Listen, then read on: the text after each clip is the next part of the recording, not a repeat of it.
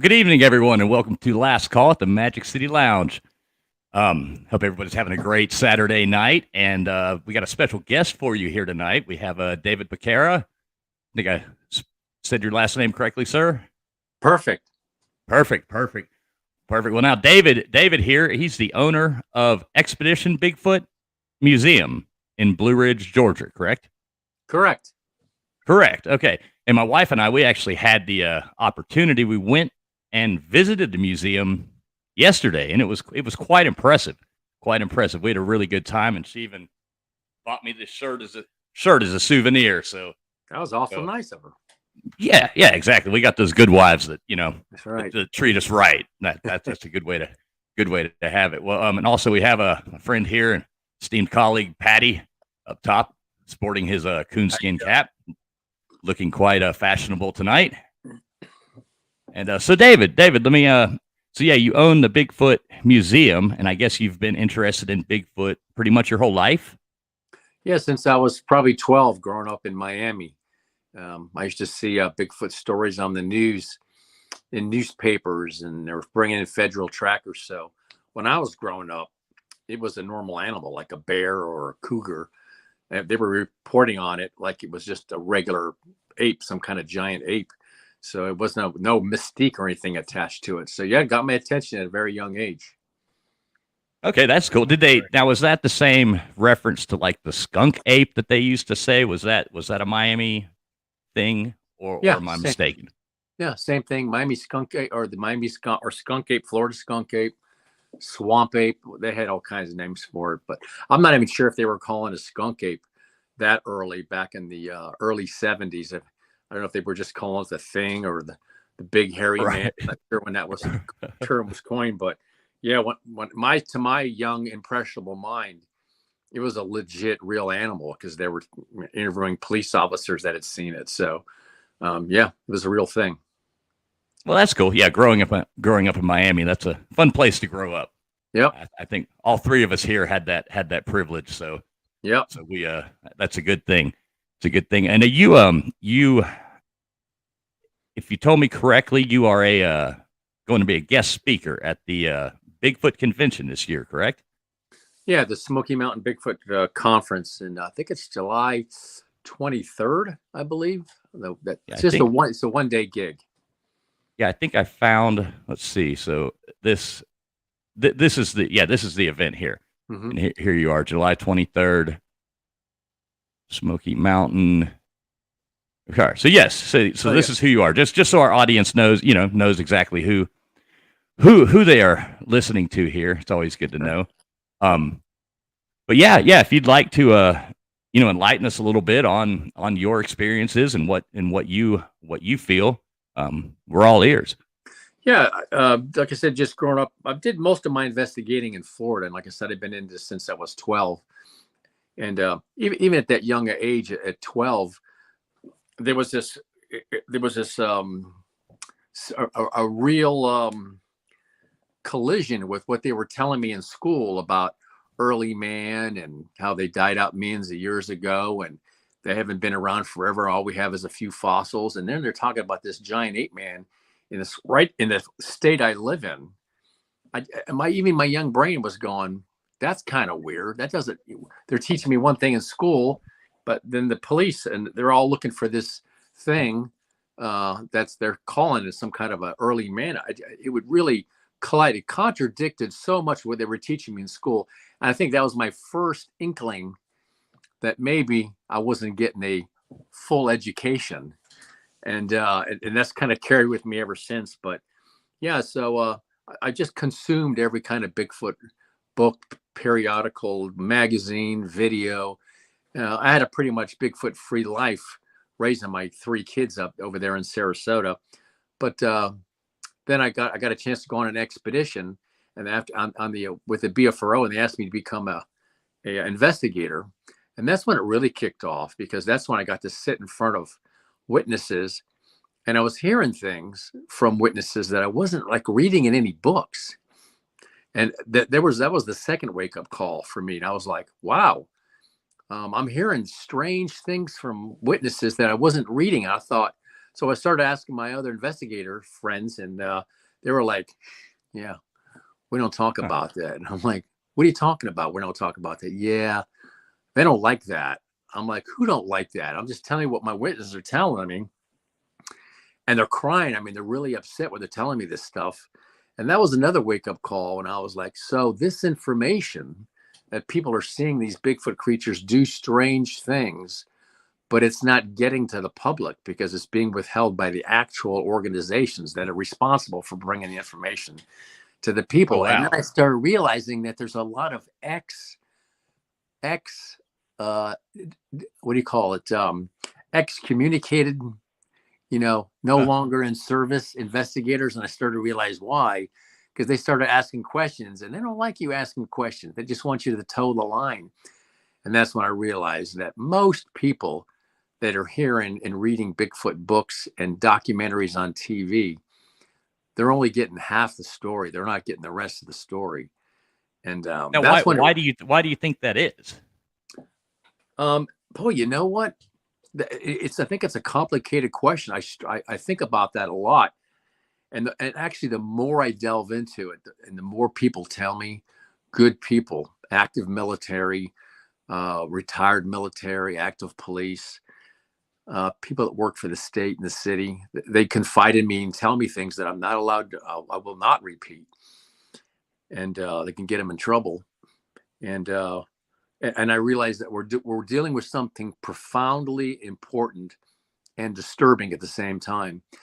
And I think if the general public had any real clue as to the kind of things that were going on around us, just on the other side of where we can see, if they knew what was going on, they would panic.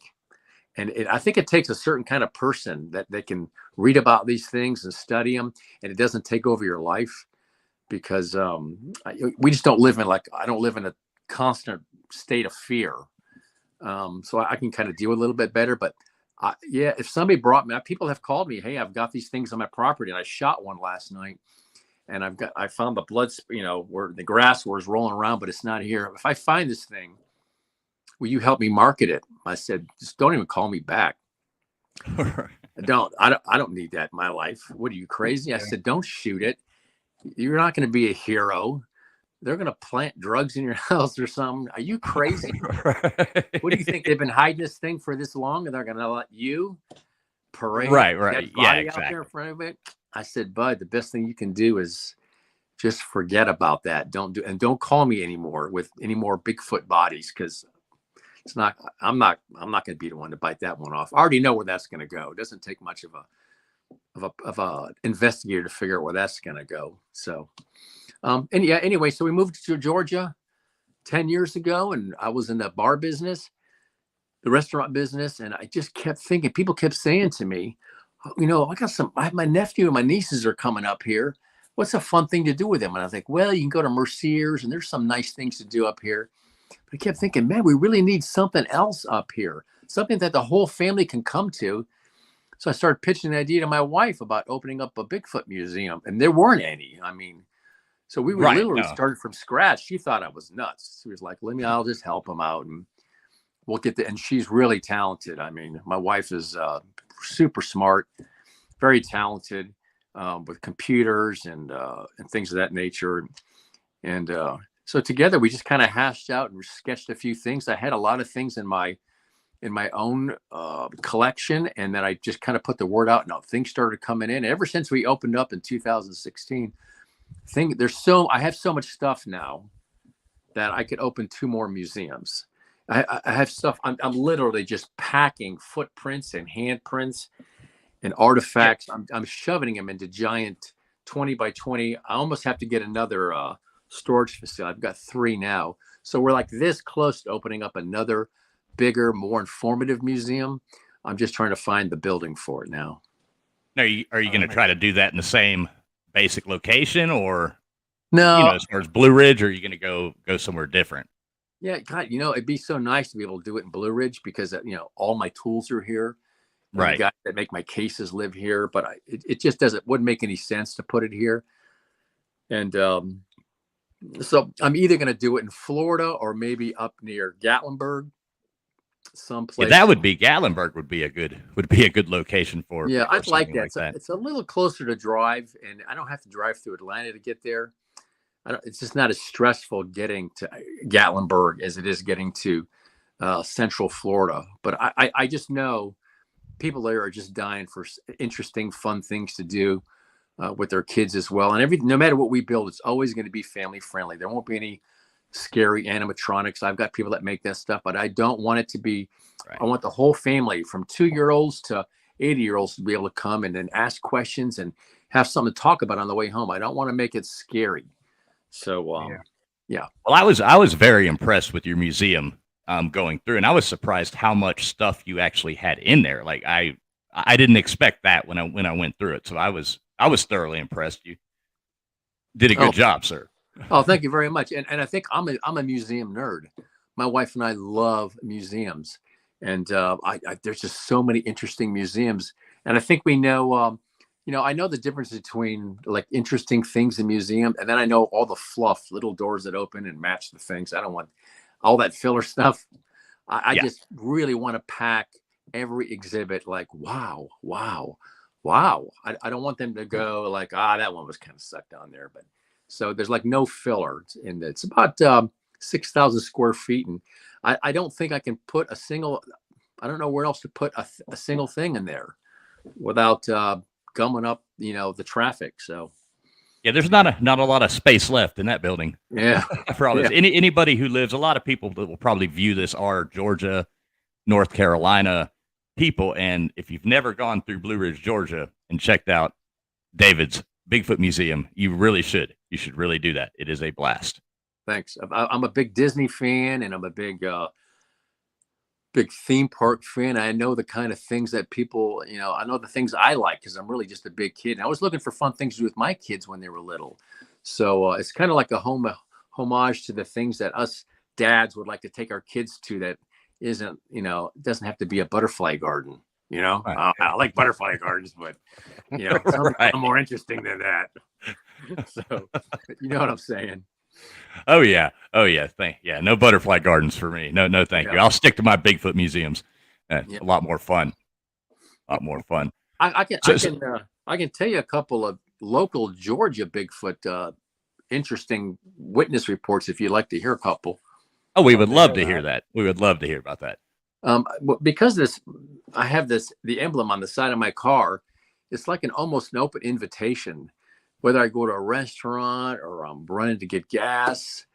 I mean, I was taking garbage to the compactor 2 years ago, and the guy ahead of me says, "Oh, hey, you want to go over there and talk to my wife? She'll tell you about her Bigfoot sighting." I'm like, so I throw my garbage in, I go pay the guy, and I run to the car in front, try not to gum up all the traffic. And she tells me her quick Bigfoot sighting, and which I put out on our Facebook page. She saw one. And then last week, I'm at the I don't want to say what store, but I'm at a local feed store getting some chicken food. And the kid that works there, he's throwing the chicken food in the back of my car. He says, "Did you work there?" I said, "Yeah, this is like a week ago."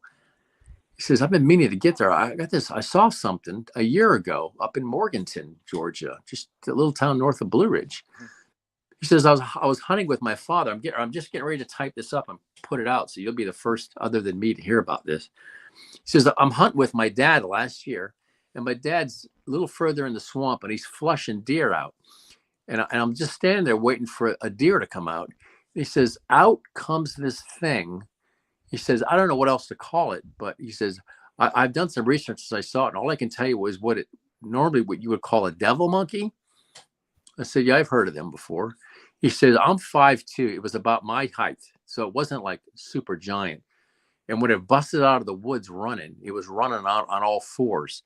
But he says this thing didn't look like it was in its normal, all fours was its normal, because its rear legs were so big and so long, and it had front arms that weren't matched to its rear legs. And it was coming down this hill right in front of me. And he said it was running down, and its rear legs were making these lopes, and the front arms are like scampering, trying to keep up with the rear legs. And he says it had this big mane around it, like a lion, had a big mane of hair. and two big pointy ears on top of his head, and it had about a 12-inch snout. But he said it wasn't like a bear. He said this thing looked like a baboon. He said that's what this thing looked like. It was a baboon. And he said, I have never seen anything like this in my life. And I said, did you get the impression that this thing was actually, it could have been? He said, oh, absolutely. This thing looked like it would probably should be on 2 feet. But when it was moving fast, trying to stay out of the view of my dad, it dropped down on all fours. That's the impression he got. And he said the coloring was very similar to a raccoon, even though it didn't resemble a raccoon. It was black and gray and like salt and pepper was the coloring on this thing. And it had claws, like hands with claws on the end of them as it was running, you know, grabbing the ground. And so I'm getting ready to type this thing up. And I've taken I talked to a country western, a guy that just cut an album. I won't tell you his name. He's a nice guy. He's fairly local. And he saw him and his buddy were fishing here in Blue Ridge, I guess 15, 20 years ago. I think he's about 30 now. And so it was about 15 years ago. He's about 15 years old. And he told me him and his buddy were fishing in Blue Ridge, and they were walking down to the lake, and they could hear these trees moving. And they were like, and they could hear trees shaking. And they're looking, and they can see trees shaking. As this thing was getting close, it all of a sudden, it jumped from one tree. It was up in the tree, and it jumped from one tree to the other across the trail they were walking on.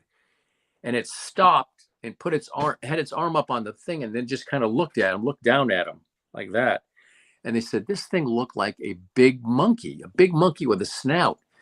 And he said, but it was shaped like a man, and it was about 4 foot tall. And it looked at us for just a couple seconds, and then commenced to swinging through the trees again. And he said but it was so heavy that the whole tree would swing. So you could hear it going, the tree swinging and swaying as it went down the hill, back down out of sight. But he said it was clear as day. It was like a big, not like a little monkey. The monkey was so big, it was moving the whole tree. Oh, wow. And, I got that just like the first year I moved up here. There's so many stories up here that have never seen the light of day. Most people say 1 in 10 reports it. It's probably more like 1 in 1,000. I've taken reports on Yukon Road, LJ, about I guess 4 years ago. A lady saw one. She sent her caregiver in to the museum to tour the museum and kind of feel me out. She says, do you hunt these things? I said, no, ma'am. I don't hunt them. I don't try to hurt them. She goes, okay, then I can tell you the story. And this woman was older woman, but she has she's got all her marbles totally together. Yeah. She's probably mid-80s, and she looks out her bedroom window, and she says, there is this little ape man covered in red hair, about 5 foot tall, but no snout, just flat, like a man. She goes, I thought it was some kind of an orangutan. She goes, because of the coloring. She says that it was sitting down on the berm on the other side of my driveway. And I said, what? And she's watching it. And I said, what's it doing? She goes, it's watching me through my window, just looking at me. And she goes, and I knew where my phone was. It was just in the other room, but I was afraid if I went and got it and come back, it'd be gone. I was just sitting there trying to take this thing in, trying to figure out what it was. And she goes, finally, it just got bored and just stood up. She says it didn't use its hands. It was sitting all the way down. It just stood up without even using its hands. And she said it just turned and walked off into the woods. And she just says it was walking. It was swinging its arms. It had these long wisps of hair hanging off of its arms as it walked off. And she says, I kept hearing something busting trees and branches back there, like it was building something on my property. And she goes, that must have been what was back there making all that noise days before I'd seen it. And she goes, I could actually see a little structure back there. But I could tell that she was not going to tell me where she did not want me back there. Right. She didn't want you around it. Yes. She didn't want me around it. And you can kind of get that jest from people, especially women. Women become very protective of these things. Yeah. Do you remember that sighting in the Everglades back in like 2005, maybe? No, it wasn't. It was like in 2011 or 12. Remember the sighting in the Everglades? The guy got the picture, or not the Everglades, but Mayaca State Park in Sarasota. Him and his son. Right. Right. thought, and they got the video. And there was, and I was actually driving truck at the time. My wife calls me, she says, "You're not going to believe what's going on right at my act." I had cameras in there for years. I'd interviewed the park rangers, the park biologist in that park saw one. Nobody knows about it. I know about it. She saw one back marking trees. And that woman, if you see him with that camera, that woman has got her camera with that big what do you call it? Telescopic lens on a 35 millimeter camera. She's taking pictures of it. And I tried to get her this license number or something. And to this day, he's like, "Oh my, look, everybody's looking at it." And you can see the camera zooms in. She's probably got the beautiful pictures of it. We'll never hear from that lady. We'll never hear from it. She's probably got some kind of responsibility that if she showed somebody those pictures, other than her husband maybe, and her sister, somebody would go in there and kill it. And she's probably right. So a lot of those good pictures, we'll never see them. No, and sadly, we'll never see them. But right, I would like to see them. Yeah, there's some good photos. I tell you, if you want to see some good photos of clear photographs of real Bigfoot, in my honest opinion, if you go to Mark Anders' channel, it's kind of a disinformation channel. It's this obscure guy that nobody's ever heard of. Somehow this guy gets the best video and photographs of Bigfoot. And I know what it takes to make a good Bigfoot costume. I know how much money it costs just to make one. This guy's His name is Mark Anders. Mark Anders. He's just okay. I've got it written down. I will definitely check that out. And he's got some of the clearest pictures. And I've dug into this guy as deep as I can, trying to figure out who he is. And in my opinion, that somebody has got a hoax channel hooked up with real photographs of Bigfoot to try to soften the minds of people that go, and he's got his name right, like watermarked on every image, Mark Anders, so that if you see it somewhere, it takes you back to his website and you can see it's all hoax. It's all satire, excuse me, not hoax. It's all satire. And I just thought, God, that is brilliant. That's absolutely brilliant. So take real real photograph and videos of a Bigfoot, attach it to a satirical website so people don't even know they're actually looking at a real Bigfoot. If you saw another photograph of that, you go, "Oh, I've seen that Bigfoot before. That's on that satire." And you're softening people's minds up. I thought that's devious. Yeah, and brilliant at the same time. Yeah, absolutely. Brilliant. Yeah. Devious. I was noticing how you were talking about some of these reports of the Bigfoot, and they were somewhat shorter. Do you think possibly they could be some, Blue Ridge? I know there's a chimpanzee rescue location there. Do you ever hear about if any of them ever escape or anything of that nature? I have not. I've never heard of any escapes. I have heard, and there used to be a gorilla sanctuary here years and years ago. It wasn't chimps, but we have chimps here now.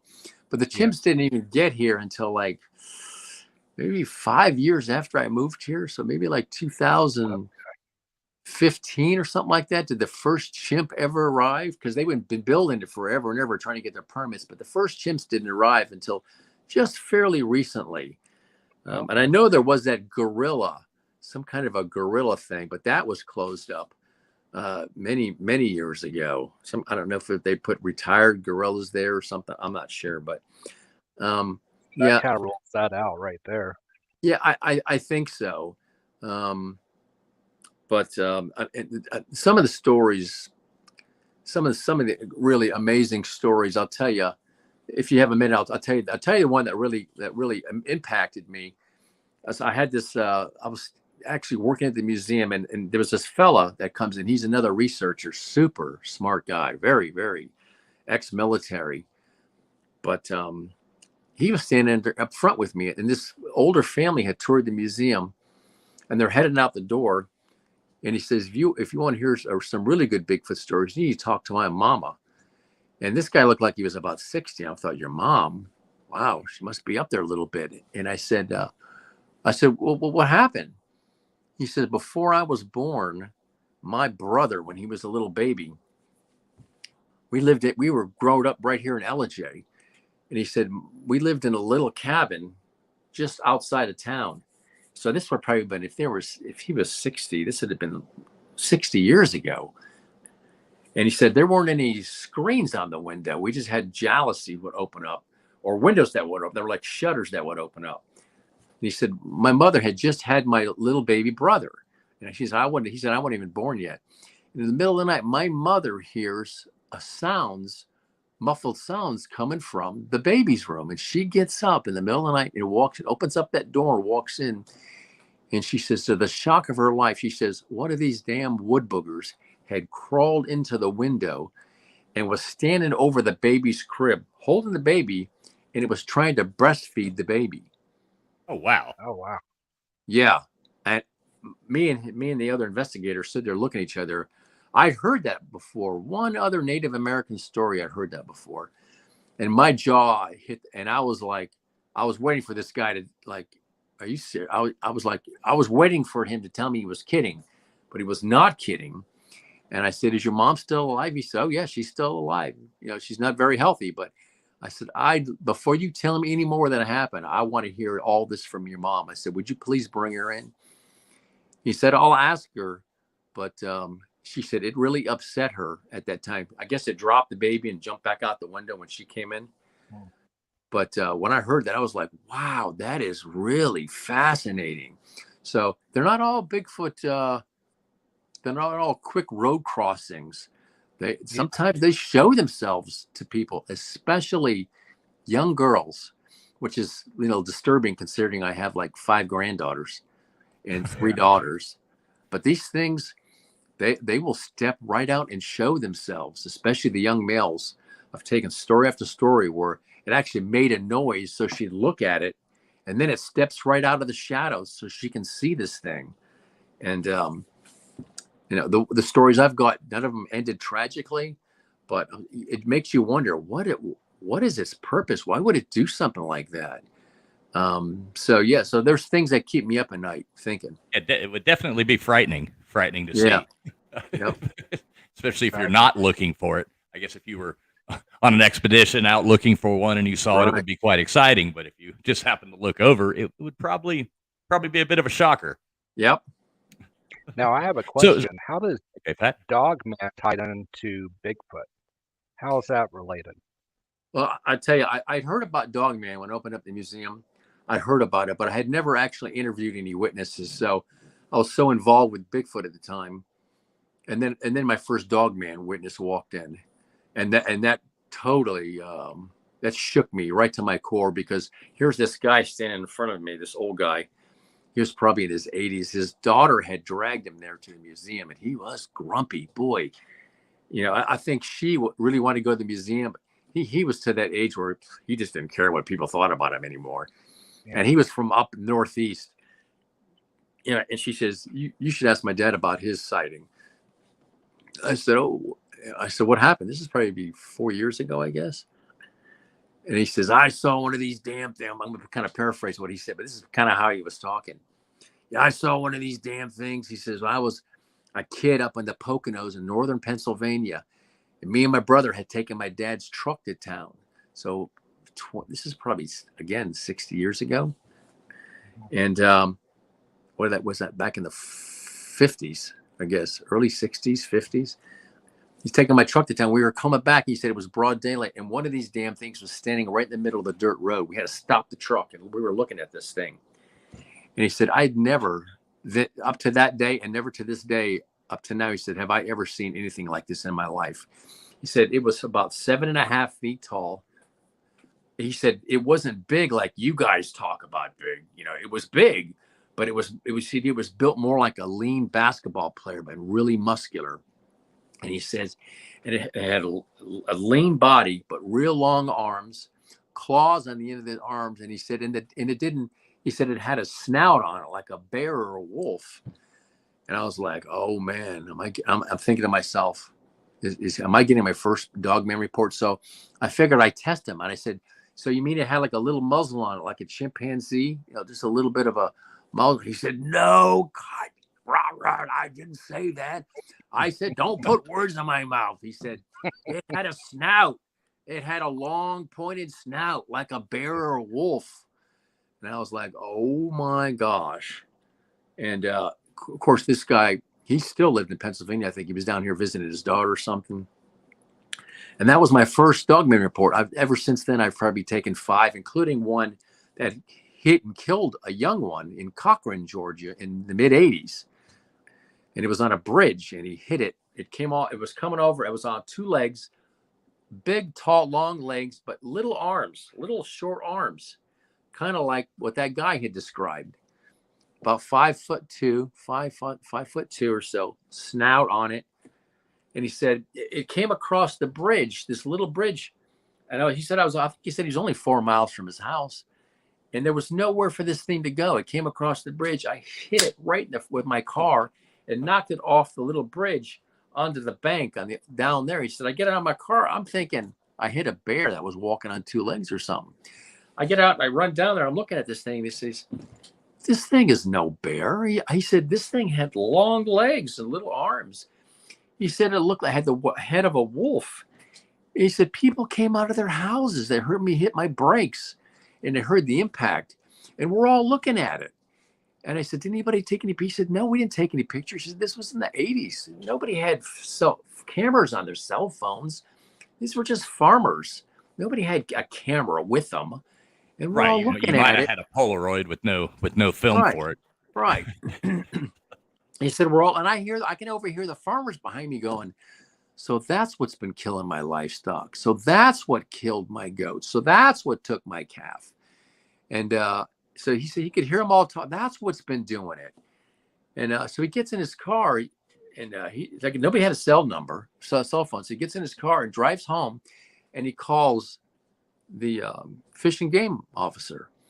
He said he was a hunter, so he knew this guy. He called him up, called his office, and he gave me his name.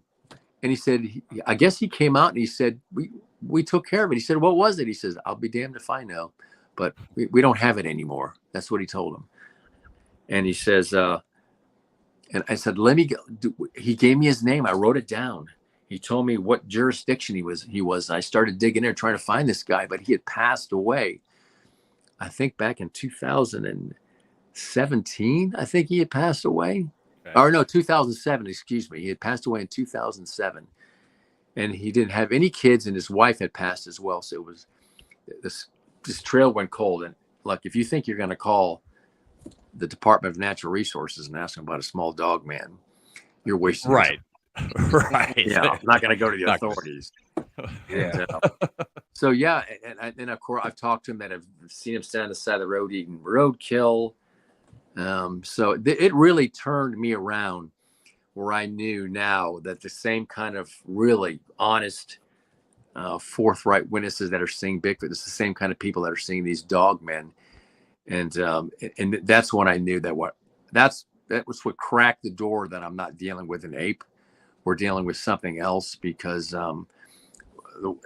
another thing that connects the two together is they're both reported to have glowing eyes.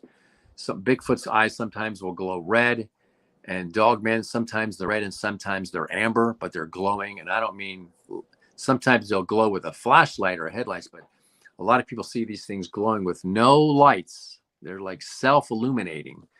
And now, are they more of a worldwide phenomenon, or is that? They both are. The Dogman, yep, they're seen. And then I started doing a little research on them, and I'm realizing that there's a name. I can't remember what the name is.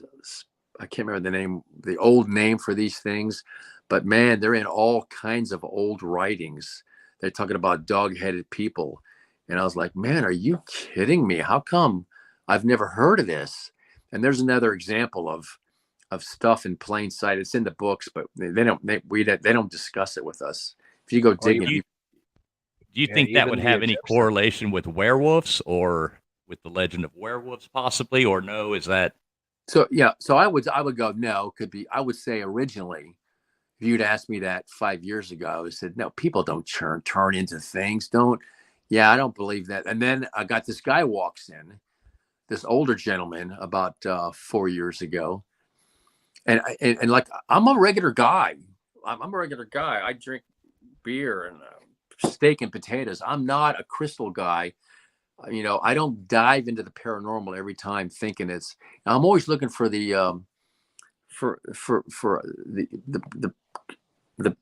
the explanation that makes sense. I not always want to go straight out there, but my witnesses, good witnesses, drag me there, and I'm faced with a decision that you can either just chase a dead end or accept the truth. What this guy's telling you is the truth because he's being truthful.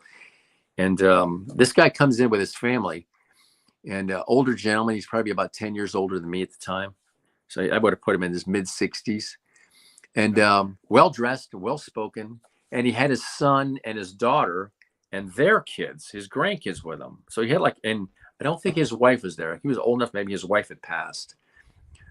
And he says, I drove here. Are you the owner? I said, yes, sir. He said, I drove here very far because I have to tell you this story before I die. I was like, well, this is pretty important. So we went on the front porch and he told me, and as he's telling me the story, I'm watching his daughter-in-law, I'm watching his son, I'm watching the grandkids, because as I'm watching him, I'm observing what they're doing, because that's how I can judge this guy. Are they wandering around? Are they laughing? Are they elbowing each other? Grandpa's telling his crazy story again. Or is this guy, but they're all like, they're just standing right next to him. They won't even leave his side, which I knew at that time. I thought, well, this guy's going to tell me something that's really important. And his kids and his grandkids know it's important. So he tells me the story that him and his two sisters, he told me their names. They still live here in LJ. They were still alive at the time. I don't know if they're still alive now. Yeah. Yes, gives me their names. And he says, me and my neighbor kid had, which I didn't know very well. We lived in a little farm here in LJ. And he said, I had just got this van. And he says, I guess he was probably 17, 18, last year of high school, I guess, maybe. So that's the impression I got. And he says, we had, and I didn't know my neighbor kid very well, but me and him and these two sisters and another buddy of mine from school, we took my van up to Tolona Ridge. And right now, that's where there's a pretty, a new campground that just opened up there, but it used to be nothing up there. Yeah. Up on Tolona Ridge. And he says, we're going to go up there and watch the sunset and drink some beers. And I don't remember. I think it was dark when they got there. So they must have missed the sunset. So we go up there. He said, we had just parked. And it's me. I'm driving the van. One of the sisters is sitting next to me. Another one's behind her, sitting on the bench by the doors, facing my neighbor friend who's sitting on the opposite side of the two opening doors. And my other buddy is sitting on a box all the way in the back next to the opening of the tailgates in this van. And he said, we had just parked. We hadn't even cracked the beers yet. And I'm talking to the girl next to me, and all of a sudden she's looking in the back and her eyes start to get this big and she starts to scream. I'm like, what in the world? And he says, I crank my neck around to look behind me where my neighbor friend is sitting, which is behind me facing her. And he says, he's not sitting there anymore. Right there, sitting there is this gigantic hairy man. And he says, I'm looking at it, and this thing is looking completely freaked out. It's looking at the guy, he's screaming in the back. It's looking at her. It's looking at the girl in the front. It's looking around. It's got this panic look on its face. And he says, I reach for my door because I'm getting ready to jump out of my van. He says, as I reach for my door, I actually hit the little turn thing on the headlights that turns the cargo light on as I reach in, and all the lights in the van come on. And he says, as I'm reaching for the door, I take one more glance behind me because the lights are on now. But he says, I'm heading out the door. Huh. He says, I look around the corner and there's my neighbor friend sitting there again. But he's doing the same thing this thing was doing. It's looking around like, what's it? And they're all still screaming in the van. This all happened within like 3 seconds. Yeah. He said, the kid's back now that the light's on. He said, we didn't even have a beer. I had to take the girls home.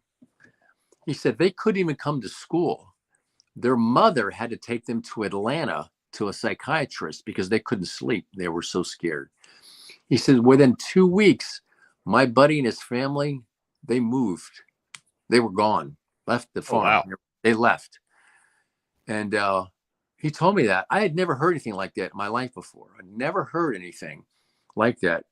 And as he's telling me this, my brain's reeling. I'm like rebooting, thinking, Right. kidding me?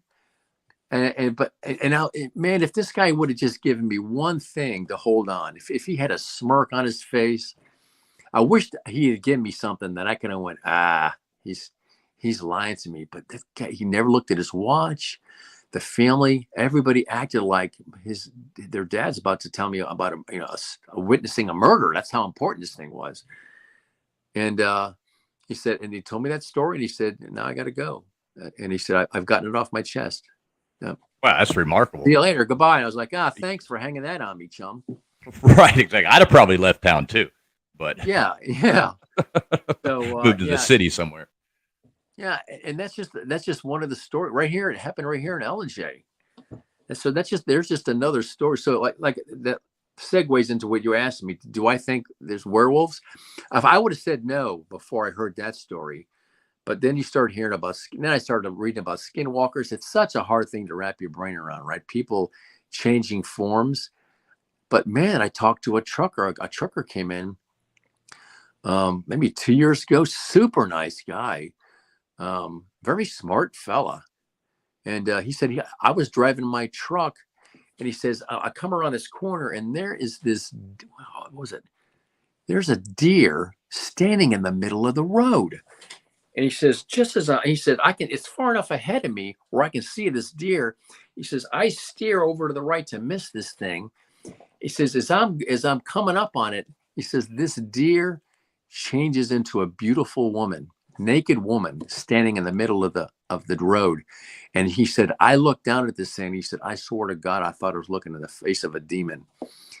And through our whole conversation, this guy never got any impression he needed demons in his life. He was just a regular guy. And he said, I saw it. And as I looked in my rear view mirror, it was still a woman now, a naked woman walking down the side of the road. So there's another little thing to put in there. And again, the thing is, I didn't read about this in a book. It's so easy to dismiss it when you just read it in a book, you saw it. But when the guy's standing in front of you and he's telling you a story, and you know he's being as honest and legit. And when you take these stories, where do you publish them? So I've learned that as they're telling me stories, I might grab a pencil and jot some things down, but you have to be so careful. So people say, oh, you know what, you should put a camcorder up front and then get these people on film. I'm like, you don't understand that the reason I get these stories is because I don't have a camera up there. I said, these people want to get it off their chest, but they do not want you. So what's your name and address? Can you fill this? No, I'm not. Right. And then you'll understand why. So I've had to really work on my memory skills a lot to try to remember dates and times and the details that happen. And sometimes it's a long story. I'll grab a piece of paper and I'll say, what color was it? It was, and I'll just write the color down, make like I'm writing the color down, like little, but I'm actually writing, the town it happened in and things like that. So, I get so many stories. If you could see the stack of numbers that I've called and the stack that I haven't haven't had time to call. It's really remarkable that these many people see them up here. I've talked to people that have seen these things running alongside their cars. It's like a wolf, but hardly has any hair on it. And they said when it's running, this was over on Goose Island, right over in Cherry Log, over by that little barbecue place. She said it's running alongside the car. And this thing is running like it's not in its normal form. I go, what do you mean? She goes, it's running like it's in the middle of changing into something. But I didn't stick around long enough to see what the heck it was changing into. It was running like it was like a really awkward run on, even though it was on all four. It had a big snout on it. And I was like, wow. And she goes, it was not a bear with mange. It was completely discombobulated. And it was big. It was really big. So I just hear stories like that. I've probably forgotten so many stories. I get stories about these things running 55, 60 miles an hour, either chasing their cars or right in front of their cars. So, I mean, if you can tell me how some ancient man has learned to run as fast as a speeding car. One of the ladies that saw it, I interviewed, was she used to train for the Olympics. And she says she was naming off all the muscle groups. It was right in front of her car and had a chicken in his hand. And she said it was running so fast that from the waist down, it was just a blur. And this white thing it had, she was running, it was a blur too. But from the waist up, you could see all the muscles. She said it looked like a huge bodybuilder that could run like Superman. And you could see the hair, right? You could see the skin. My headlights are just penetrating the hair. You could see all the skin as it was running. It was just, she said it was massively built. And she said, you know what, David, I think it even though it was running 55 miles an hour, she goes, it wasn't even busting a sweat. It's like it could have run way faster than that. I was like, oh my gosh. I'm gonna have nightmares tonight now. Yeah. So and then people, I hear stories about them jumping impossible different distances. They just bend their legs and they jump like 40, 50 feet with a single bound. And then you start reading some old newspaper reports from back in the 1800s, and they use words like it leapt 5-horse distances in a single bound. And you're thinking, so that didn't make a lot of sense to me. But when you hear that and then you read that and you go, so what they're telling me, these things can jump ridiculous jumps from a complete standstill. And that's when you start realizing that these things so outclass us, way stronger, way faster, that if they really wanted to cause widespread damage to mankind, they could do it real easy, but they don't. They don't. I'm sure there are instances where they do hurt people, but they're so physically superior to us that we don't stand a chance. And if they ever decided to just kill us, I don't think it would take them very long to do it. Yeah, well, hopefully we'll keep our fingers crossed that we stay on good terms. Yes. I take it a lot of these stories that are being reported to you, there's a lot of consistencies between everybody, and it's not just some random story out of the blue, but there's a lot of consistencies that pretty much let you know that they're telling truthful events. Yeah, and that's it. It's like if I hear one strange thing, I stick it back in my memory, but I don't like change everything from one thing. It's when you hear one thing and then a year later, some person tells me that the same thing happened to them on the other side of the United States or in North Carolina, and they never know this story. And that's when it starts to have a strong impact. I met a lady who's a wedding planner from Atlanta who was on vacation with her sons who saw one in Italy.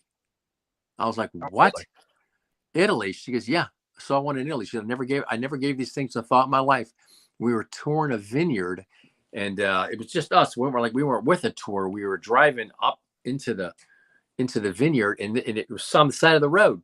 And this is brought like 11 o'clock in the morning. She goes, it ran right in front of us, and then right up this hill, up into the vineyards. And my son saw it too. I go, you sure it was? She said, no, it was not a man. I said, that's why I'm here. She goes, I came here to tour this museum and tell you what I saw. She's probably in her mid 40s, I guess. And her kids were 10 and 12, and they saw it as well. And wow. Nice lady. And I had to make sure that she was, she goes, it was a naked, giant, hairy man. She goes, I don't know what else to tell you. And and then I started doing some research, and man, these things are seen in Europe and Germany and the UK. It just goes on and on. And how we don't have one, it's a miracle. So there's a little more to it than the porcupines are eating their bones. I don't think there's porcupines in Italy. And Florida is number 3 in the United States in Bigfoot sightings, and we don't have porcupines in Florida. So they're eating these Bigfoot bones. And people say, well, they must bury them. Maybe they bury their dead. And I said, if they bury their dead, that would increase the chances that we find a body, because that's why we bury our dead. So the animals don't scatter the skeletons everywhere and they're exposed to the elements. So if they bury their dead, that would increase the chances of us discovering a skeleton, building a road or a hotel or something. So that's what is your theory there? Hmm. Well, have you ever heard of Adam Davies and John Carlson? Yes, I've heard of Adam Davies. Yes. Yeah. So they were in a place called Soha back in 2016 with Dr. Matt Johnson, and looking at Matt Johnson's Bigfoot habituation area. And something happened to them so profound that when I heard about it, it made everything click. And it's because I've already read The Hunt for Skinwalker Ranch with the scientists describing what they had saw and what the previous ranch owner had seen the same thing. And then these guys tell me, and I was like, that's pretty much seals the deal. And I don't know if they can all do this or if it's just some of them.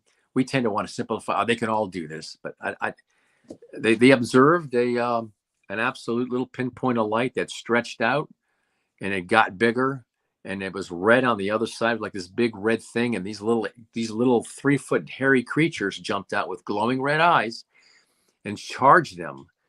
And they hit him with their flashlights, and the flashlights would just make the whole thing disappear. Take a couple minutes, it would all start to all over again.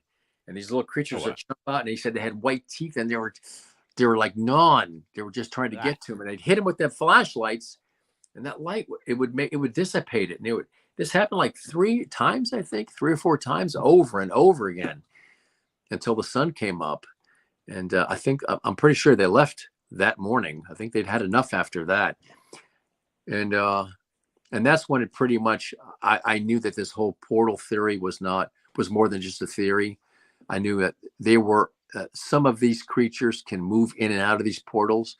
Carter Bouchant out in California, I think he's in California. He wrote a book, and his witnesses had told him they'd seen him coming and go.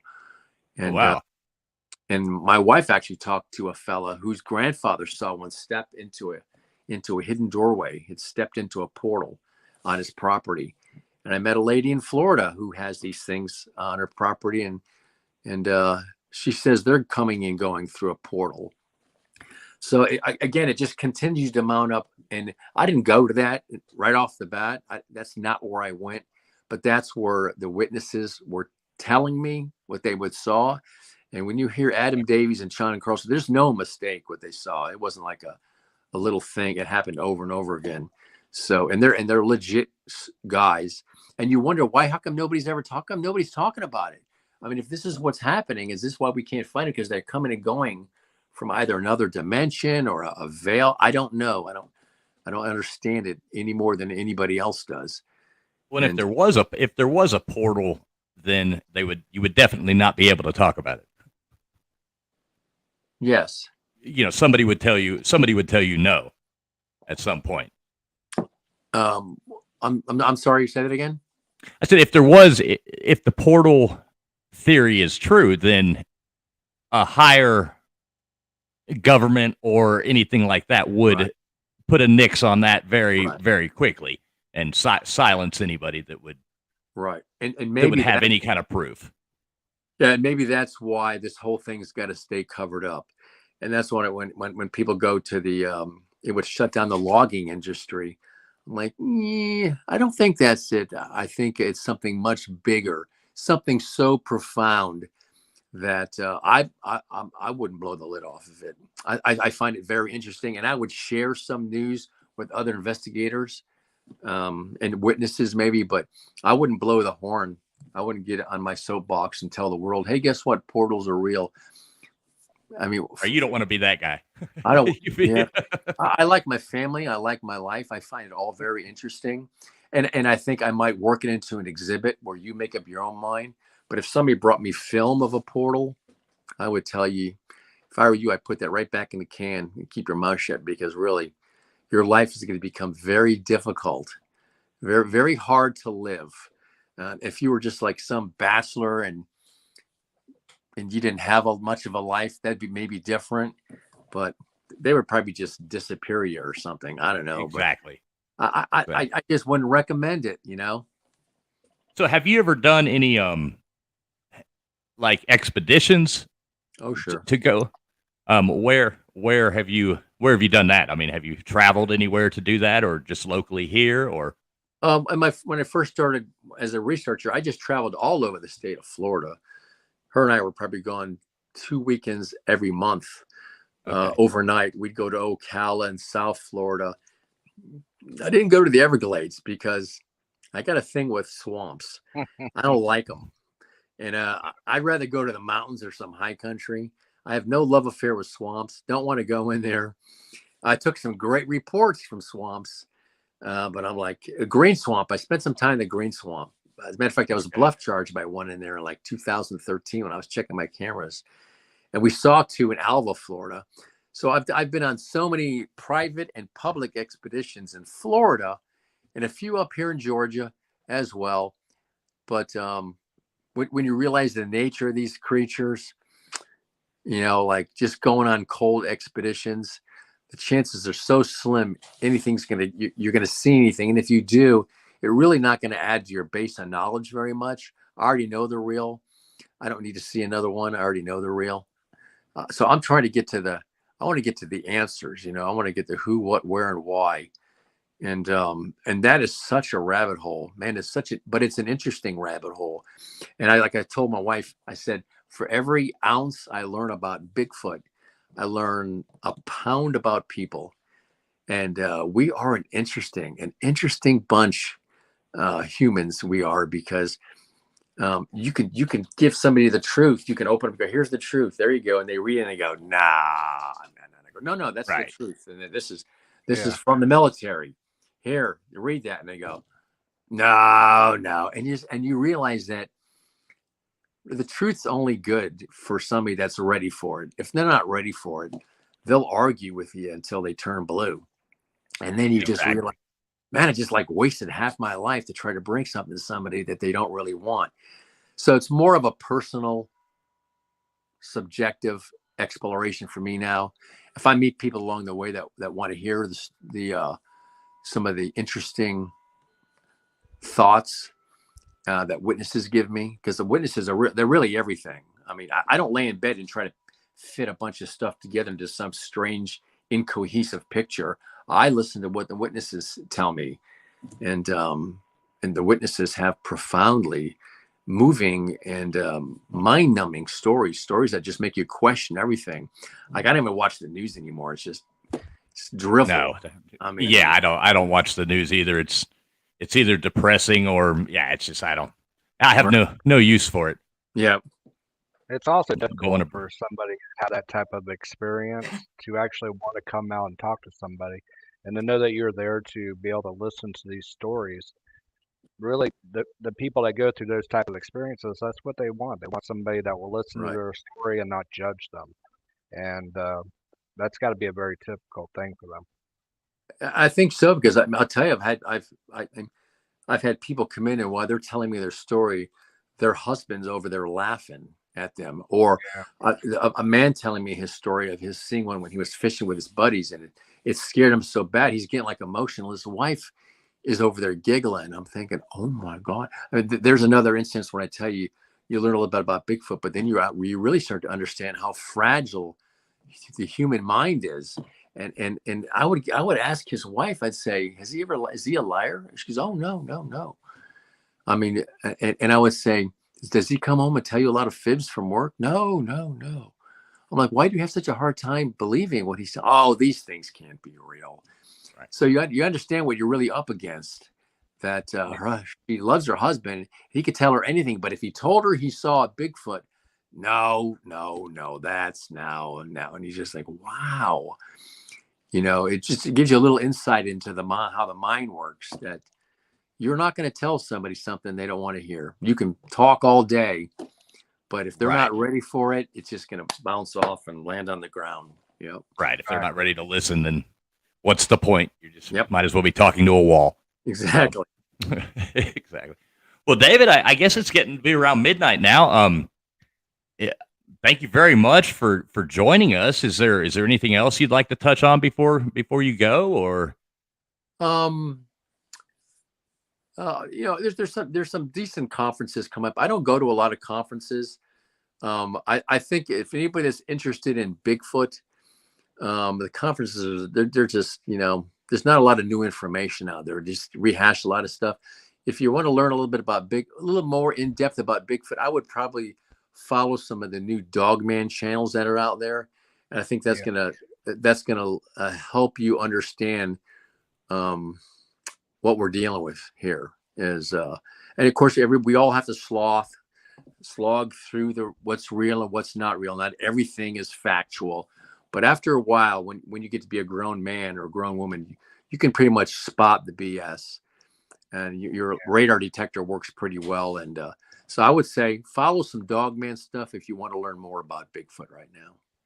Okay, yeah, that's Sounds a good idea. Well, listen, I want to thank you very much for taking your time to come on. And everybody, this is David Bakara, Exhibition Bigfoot Museum in Blue Ridge, Georgia.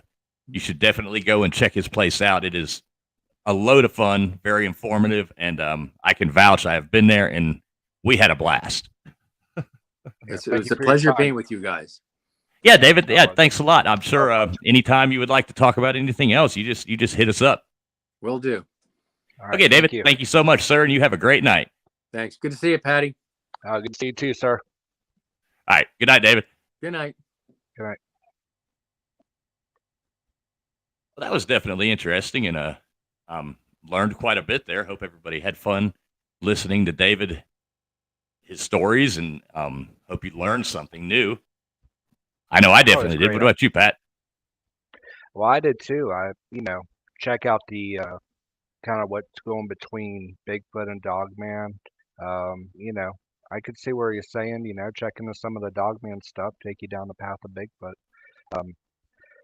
These stories, I know following on his Facebook page, he's constantly porting stories from what people have told him, and really some fascinating stuff. It's great to follow. I wish we could spend more time and talked about more of those stories, but still, this was fantastic. Yeah, that was definitely a very nice guy, and I'm serious. The museum was actually really fun. Wife and I both had a lot of fun going and doing that. Definitely. Yeah. Can you hold the fort down for like 1 minute, Pat? Maybe. Okay. Tell some of your experience with something or something like that. I need to let a dog in real fast. Sure, no problem. Let's see. I could probably sing a song or something. Is that all right, Bren? I'm just kidding. I'm not going to put you guys all through that. No. Let's see. Did mention about the Bigfoot Conference coming up, and I think the date was Saturday, July 24th. It's a one-day event, and seems interesting. It's going to be quite a bit of a turnout going there. The Dogman, I know on History Channel they do have some good shows on there, and they've addressed some of the stories of Dogman, and it's worth checking out. Followed one of them, I guess, Mr. Ballin Shorts. He's got short stories that he tells on YouTube. Kind of caught one of them. It was a situation that took place in Maine with a family, and that was pretty intriguing. I'm gonna be honest. That story makes you wonder a little bit. And then just kind of all around on YouTube. I guess right now it's just kind of coming into light, but it'd be nice to see some more information about it. And it's just hard to accept that into reality because I don't know, it's just not part of the norm. So it's difficult to accept it. But it's difficult to accept anything that you don't. It is know until you see it. Yeah, the stories are out there. People have these events. There's a lot of consistencies between everybody. It's worth checking out. You have to take a serious look at stuff like that. Yeah, definitely interesting. So yeah, I mean, everybody, thanks for listening to that. I guess we can try to move along. I know there's a few people that are really interested in this little trivia challenge that we've been doing over the past few weeks. So what we could do is, I know here in a few minutes we have this wheel here. I can actually show you this wheel, Pat, and you can look at these names on here. Let's see how we do this. We can add this in here, And we have this beautiful wheel sitting here that with a whole lot of names on it. A whole lot of names, and I got it set up there to where everybody can actually see it spin too. So I think that might be fun. What I'll do is I'm going to go on ahead and plug this this link in here to this StreamYard. If I still have it, I hope I do. Yes, sir. So yeah, there's the link in the StreamYard. If anybody would like to jump on, we can talk about this wheel, maybe answer a question, see if a couple more people come in here, and the Wheel of Destiny, as Jeff is referring to it as. But yeah, if anybody wants to pop on, I'll definitely let you on. Maybe answer a card or two, see if a couple more people. We got here we have Matthew Mayhem jumping in here. Let's see what Matthew has to say. Matthew is a very interesting individual, Pat. And we have look at this. We have a Millis Vanillis and a Matthew Mayhem at the same time. What's up? Yeah. What's going on, brother? Not a lot, Millis. Are you at your car show? Yes, I am. We just in the middle of our little after party thing, and I set my alarm on purpose so that I wouldn't miss this. Okay, well, I'm glad to have you here. What did you enjoy the Bigfoot conversation? Well, I did. I enjoyed it. I don't want to give my opinion, but I did enjoy the show. Well, that's good. That's what it's all about. It's all about enjoying it. Yeah, it was good content. Very good content. Yeah. Well, thank you. I hope you enjoyed it. JW, how you doing, buddy? Matthew, how you doing? I'm doing great. How are you? Doing well, sir. What is this picture you have here, Matthew? Is this? That is just me. I was in the Army. That's probably like a 2-year-old picture, but it's whenever I made my Gmail account. That's the picture I put on there, and I forgot about it, and then it's been there ever since. Okay, I got you. Didn't know if it was what that look was. Almost like a I don't know. I'm not sure. It seems like we lost Jeff there, but so yeah, we do have. Oh, here he is. He's back. We do have the wheel to spin. I guess some of y'all are interested in that. What I figured we'd do, there's actually two different packages to win. So we'll spin that thing here in a minute. We'll spin it once and see who the first place winner is, and then we'll spin it again a little while later and figure out who's second place. And whoever the first place is, I'm just going to let you pick which bundle you want, and the second place will get the other one. So, because I'm pretty sure the microphone that Pete had thrown in is a really nice microphone. So maybe you might need a really nice microphone more than you need the other stuff. But I'm going to throw in another little webcam with that microphone, so at least you get a webcam and a mic. But it is what, you'll have to figure it out. Whatever you want, whoever the winner is. Maybe it'll be Millis. I hope it's Millis. Well, I hope it's me or Mayhem, or at least somebody that is going to use the gear.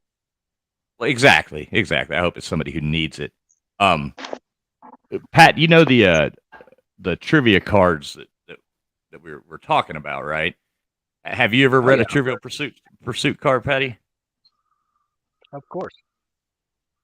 Would you like to try to answer one to see? I'm sure everybody on here would like to try one. JW is the reigning champion right now with getting 5 out of 6 right on one card. Oh, I don't doubt that. Millis, how many did you get? I'm at 3. You're at 3, and Matthew, where are you sitting at? I got 1. 1. Hey, 1's better than none. 1, and I think probably be with Matthew right there. I'm just saying, I'm gonna feel good at 1, but if I get 2, I'm gonna roll. Yeah, well, and I know Pete. He's like, he's right there. At JW's, he got 4. So, JW, are you with us or? I'm here, sir. Okay. How you doing tonight, buddy?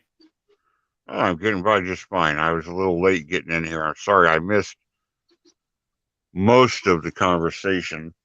I'm going to have to go back and watch it because I am interested in it, but I only got in for about the last half hour. I was a little late coming back from somewhere, and well, that's good. I'm just glad you're here now. Yeah, it's an interesting topic. I mean, I got my own opinion on it, but it's interesting to hear what the man had to say. Exactly, and that's the fun of it. Pat, for those of you who don't know, Patty is one of my oldest friends, so he and I have talked about a lot of this stuff for years and years. So he wanted to jump on here with us, and maybe we're going to try to reach out to some other people on some other topics and try to bring in some interesting content and see Exactly. see what people think of it. So Patty, you want to go first since you've been here the longest? You want to try to answer a card? Sure, let's give it a shot. Okay. Your first question will be geography. What is Kimberly, South Africa, renowned for? Well, I'm thinking South Africa. I guess I'd be thinking diamonds or something. But it's probably some type of mineral like that. Let's go with diamonds. That is correct. That is correct. So hey, at least you're not going to get skunked at this point. So you got one. I got one. I'm walking away champ here. Exactly. You're not going to have to tuck tail and run. No bad internet connection. Okay, well, entertainment then. Who was the voice of Bugs Bunny, Sylvester, and Tweety Pie? That's too easy. Now I'm supposed to know this person's name. Well, can I call a friend? No. I really don't know the name of this person. No. Man with 1,000 volts. I can hand it over. It looks like we got a hand up. Yeah, Millis is waiting. Okay, Millis, what you got? Mel Blanc. Yes, sir. Yes, sir. No, okay, Pat. Well, you still have the chance of tying JW here. So. Okay. Ooh, this is a good one. This is a good one. When Mel Blanc passed away, the A section of the Chicago Tribune had a back page, full page ad taken out by Warner Brothers. And it was like a 1930s style radio mic on a tall stand. And it had Bugs and Foghorn Leghorn, and he did over 1,000 voices, but it had about 10 or 15 of the characters that he was most famous for standing around a mic, all looking sad. And at the top, it just said one word. It just said speechless. And then at the bottom, it said in loving memory of Mel Blanc. Oh, okay. Oh, wow. That's cool. Yeah. So Pat, I think you can get this one, and it is a history one. So, and your brother's going to make fun of you if you miss this. So, Definitely will. who commanded U.S. forces in Vietnam from 1964 to 1968? Commanded U.S. forces during that time period.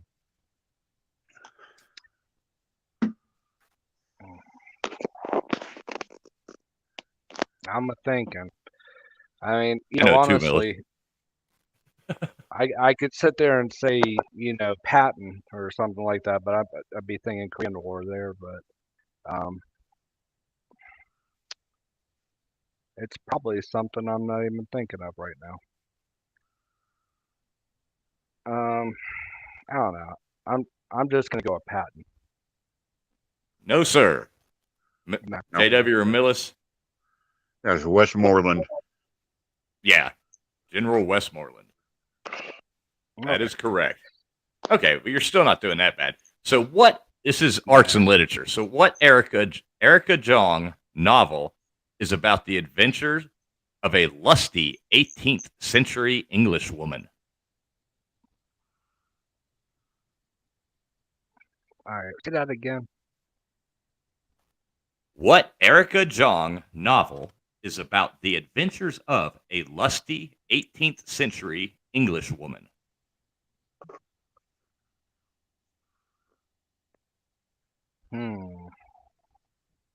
I know JW probably knows this. Oh well, looks like everybody does. I'm really liking in this category. I'm gonna go with let's see, Rosie O'Donnell. I don't know the answer to that one. Rosie O'Donnell. I would hope she's not. I'd hope she's not lusty. Oh my gosh. I'm just saying that because your history with her.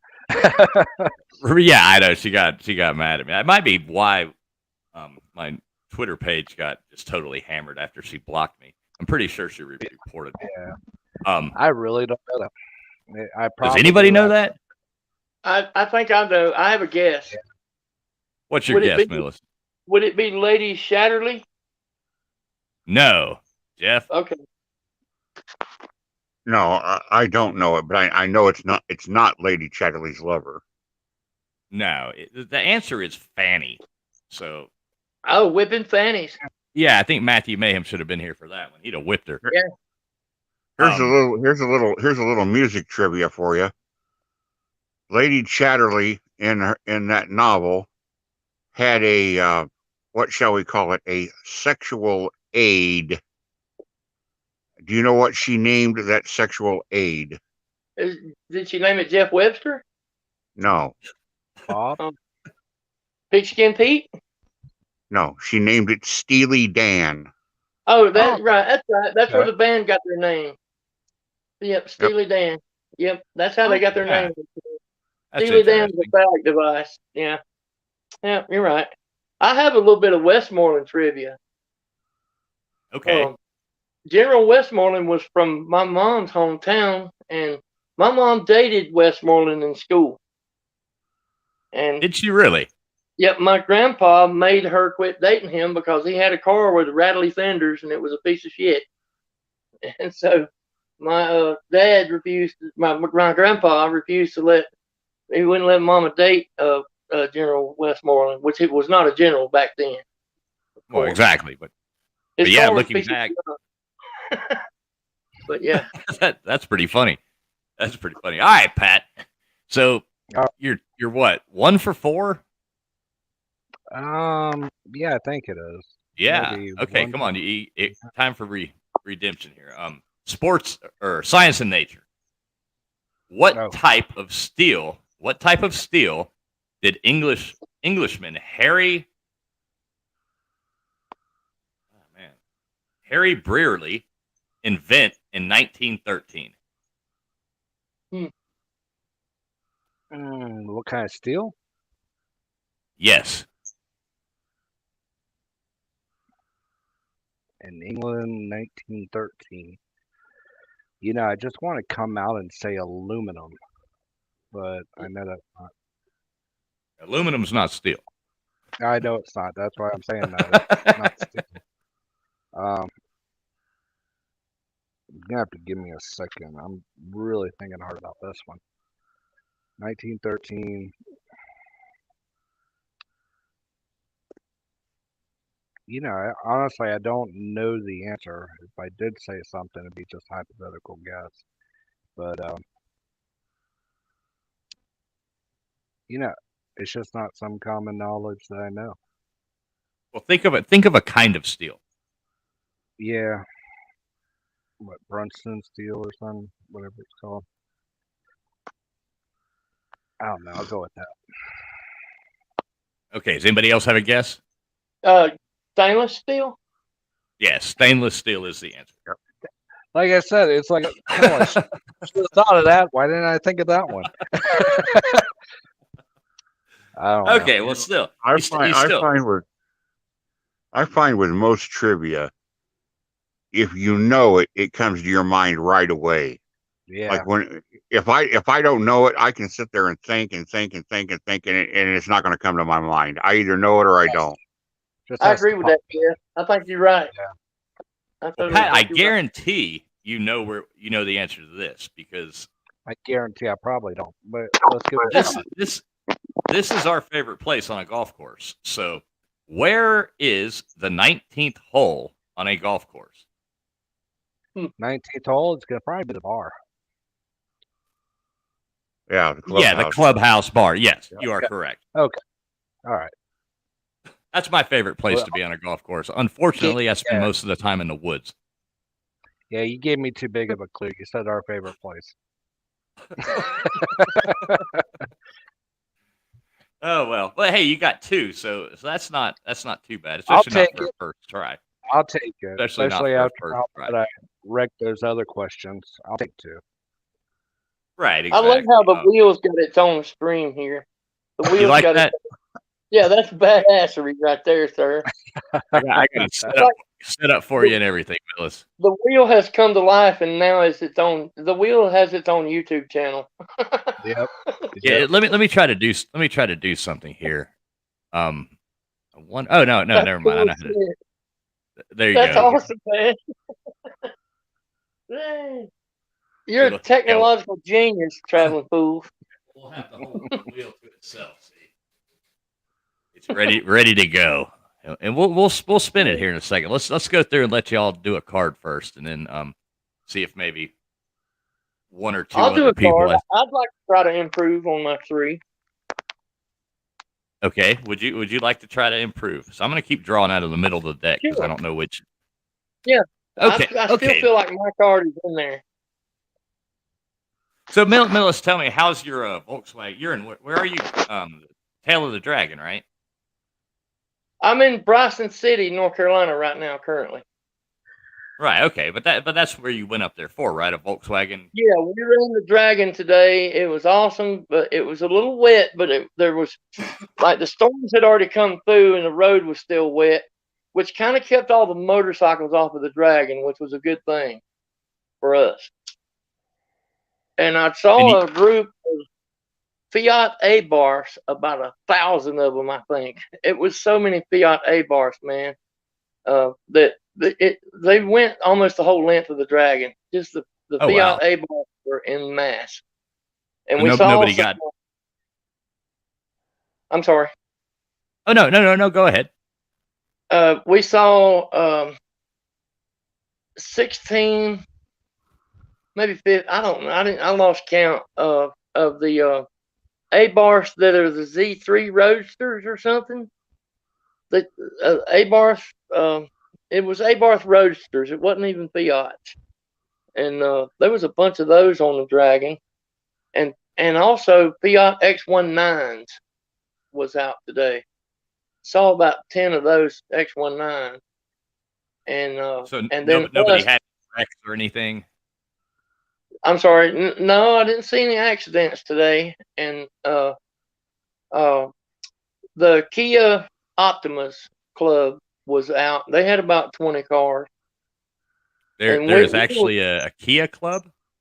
Yeah, the Kia Optimus. You know, they took them Optimus up performance wise, and they run that Dragon. Them Optimus are pretty surprising out there. Actually, they hit them curves pretty good with them Optimus.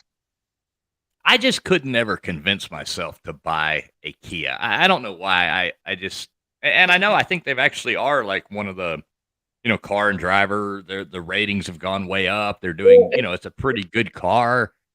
It's kind of a young car. It's young people are hot after them Optimus because they like the styling of them, and they can pick them up pretty cheap, and they're actually pretty dependable little cars. The Optimus are pretty much the flagship of the Kias in sedan.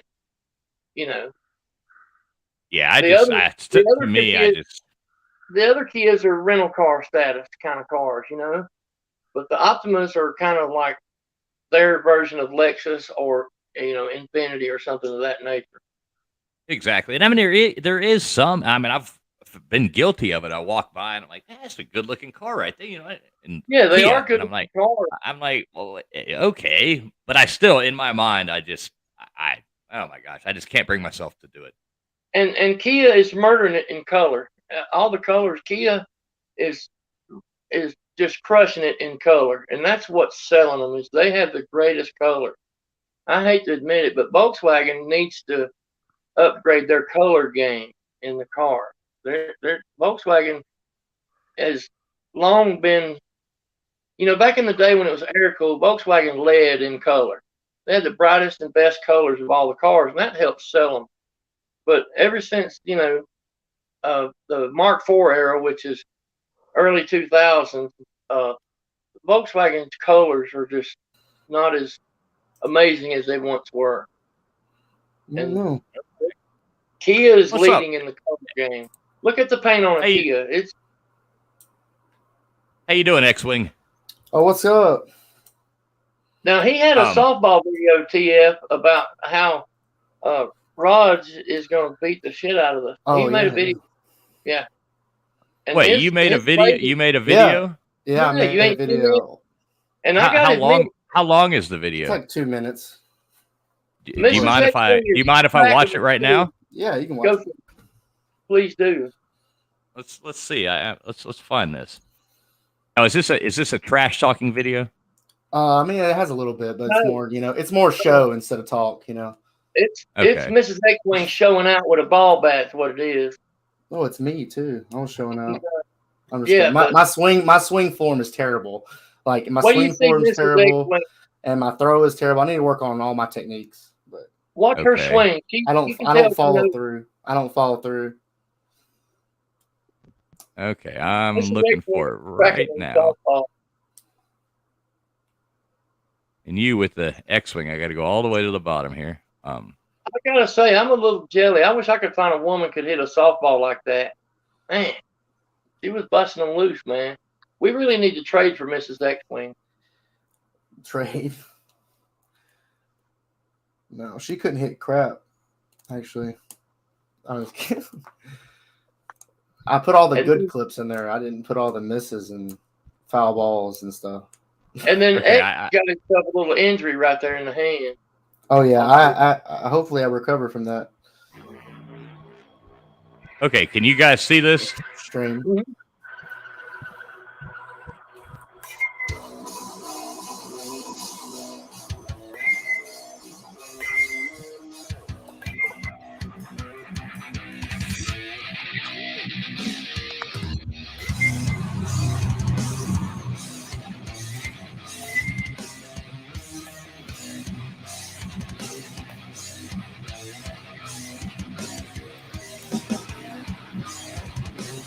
My swing is terrible.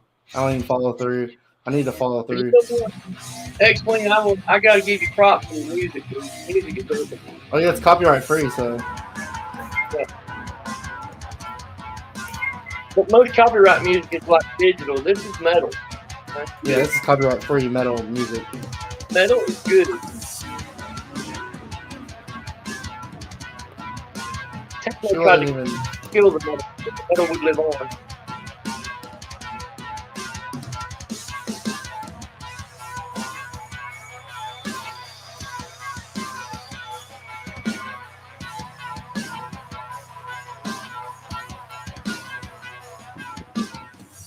The softballs we got. Guys, never pick these things up when they're loaded because that can happen. Paint yourself real good. Can you even see it? Because I can't. I thought it was broken, but it got pinched. I wouldn't be able to make a fist if it was broken. So yeah, these things are dangerous. I hope it ain't broken. I can make a fist though, but it still hurts.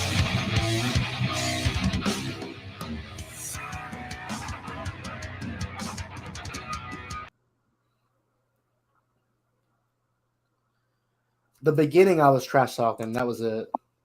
Yeah, I did hear the trash talk at the beginning. I couldn't get it shared quick enough, but I heard it. I heard your smack talk. But hey, that was it wasn't very good. No, that was. I mean, you were hitting the ball. And, you were catching it and hitting it. That's a plus. I don't know what I'm gonna be like. I kind of want to be a catcher, but like I probably need to be out in the field though, because I was a catcher when I played baseball.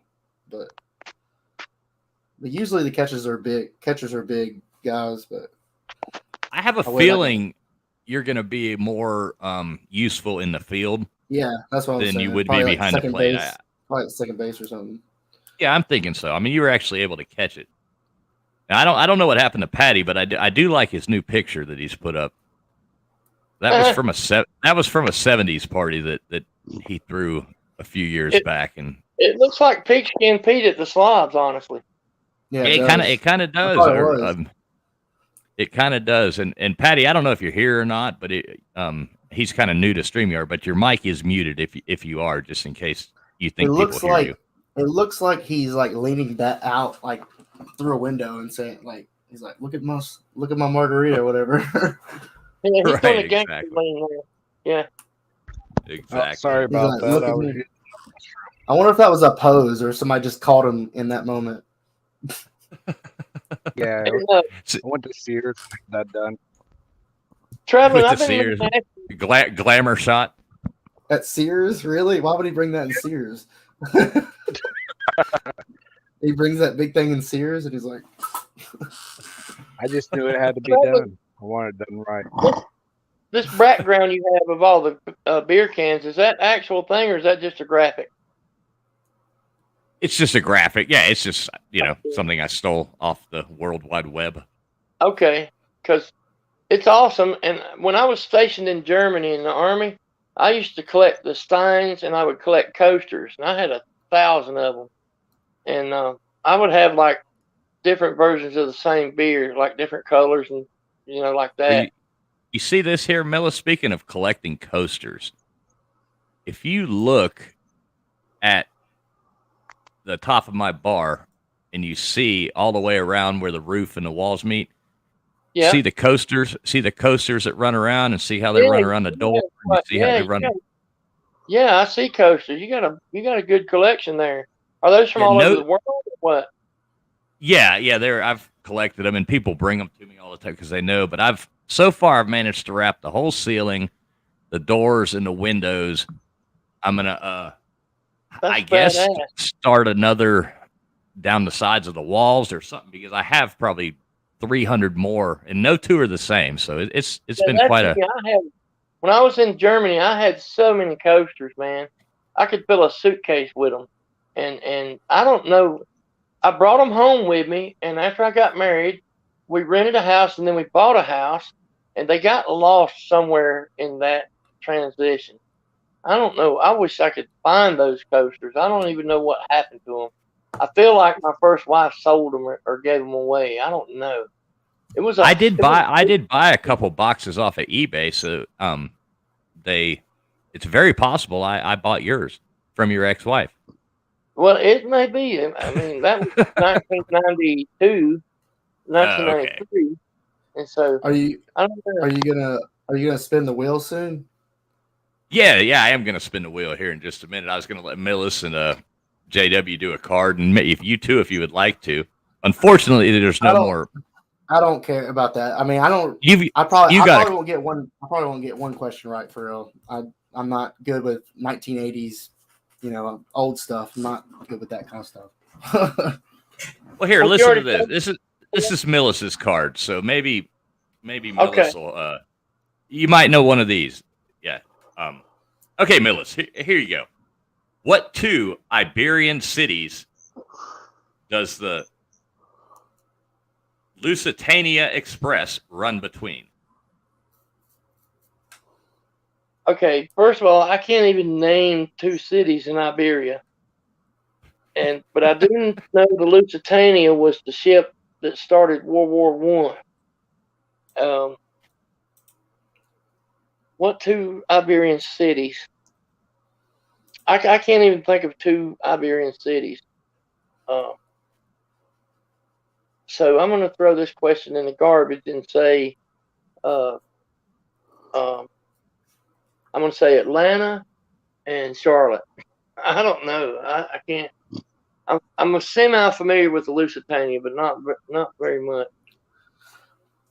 Yeah. That's a hard question. It's the Lusitania The only thing Express. I can say about World War I was it was the war that really shouldn't have ever been started. World War I started for no reason at all. Yeah, would they assassinate Franz Ferdinand? And Ferdinand got assassinated. Everybody got an attitude, and it was almost like a YouTube thing. It was like YouTube drama. YouTube drama is going to start World War III. And people started World War I, which was just called the Great War at the time. It wasn't World War I until World War II. So I have no guess, sir. JW, do you have a guess for that, or Patty, or X-Wing? I don't have. That was.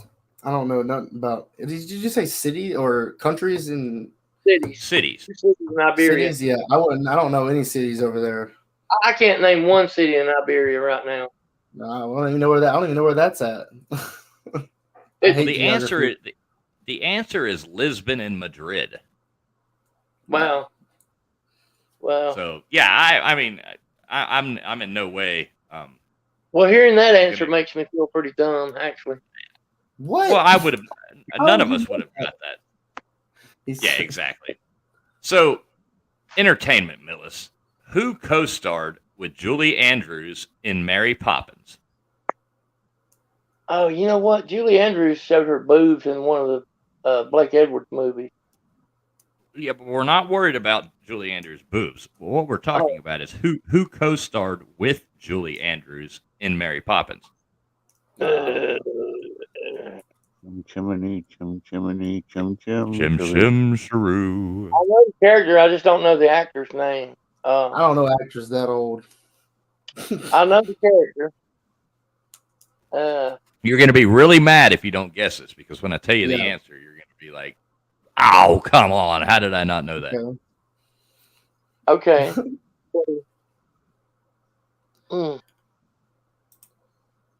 I don't know the actor's name.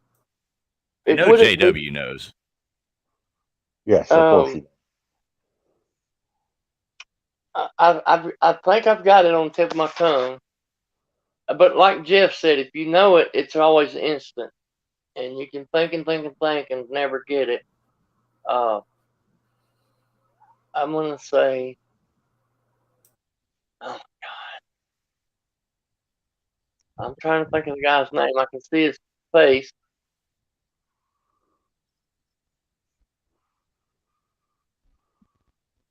Okay, 3 seconds, Millis. He played. Okay, Jeff. No, Dick Van Dyke. Dick Van Dyke. Yep.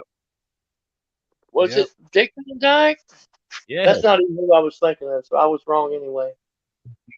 Okay, now here's one that this you got to think about. But as if you don't have to think about all of them. But what is the world's and you know, this could be a dated question as well. But I wouldn't. Is this for me? Is this my question? Yeah, it's still you. Okay. So I would think that the answer is probably still to this day, even though this came out then, but it's probably still the same. What is the world's largest distilling company? In 82. World's largest. It's liable to still be. Largest distilling company. Well, the obvious answer would be Anheuser-Busch, but I don't think that's correct. No, the world. You got to think world too. Right, the world's largest distilling. On top of that, Anheuser-Busch is a brewery. Well, that's distilling, isn't it? No, distilling is liquors. Okay. Yeah, you distill liquor. You brew, beer ferments and. It wouldn't be Jack Daniels, world's largest distilling company. I got a guess. I don't have a guess. I'm out. Okay, who wants to guess? Go on ahead and guess. What was the question again? How many points will Team Raj lose to Team Fools by in this? No, I'm just kidding. What is the world's largest distilling company?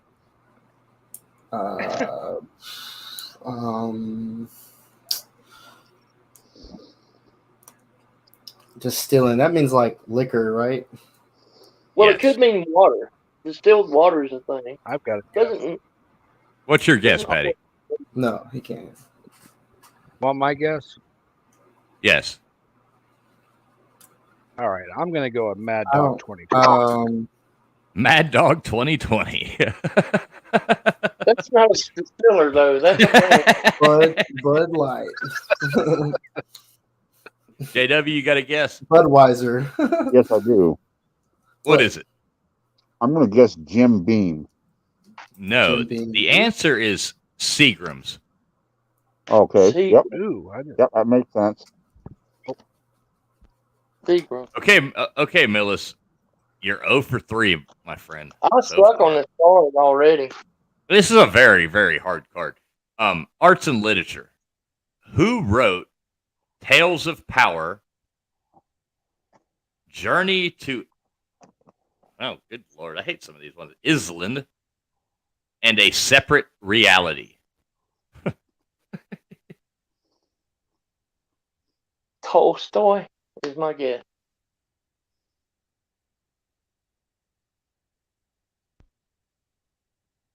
No.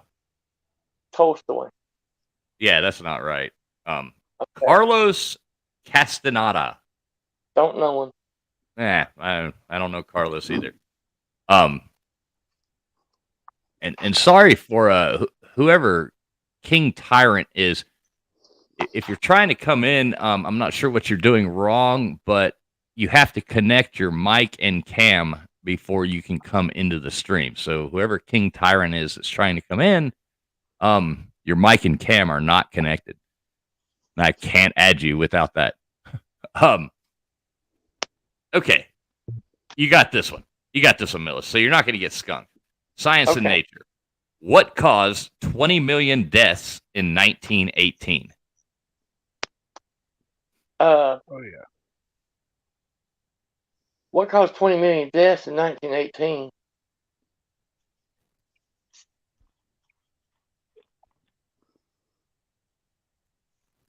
And for the love of God, please nobody say the current new C word. Yeah. What caused 20 million deaths in 1918?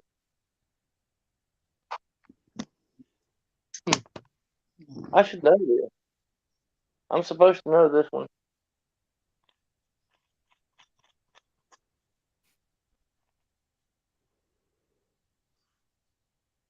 Not polio. Not bubonic plague. All right, King Tyrant. Turn your camera on, at least in the back room, so I can see who you are. Make sure you're not. I don't know who King Tyrant is, so I got at least. Probably floating head. It's probably floating head back there. It might be floating head, but floating head usually has a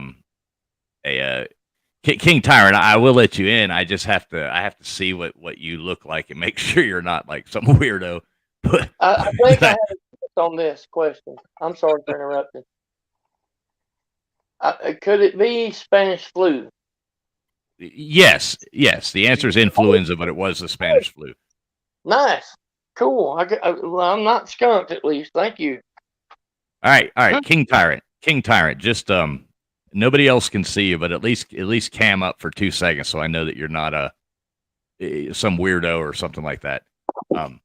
People do have a tendency to try to jump on streams and wreck them. I don't blame you for that. That's a good idea.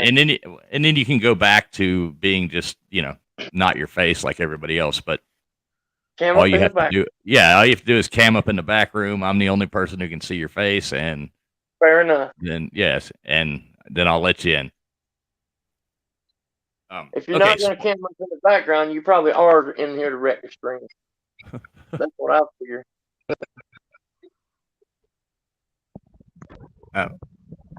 And now King Tyrant is gone. Yeah, probably came in to troll.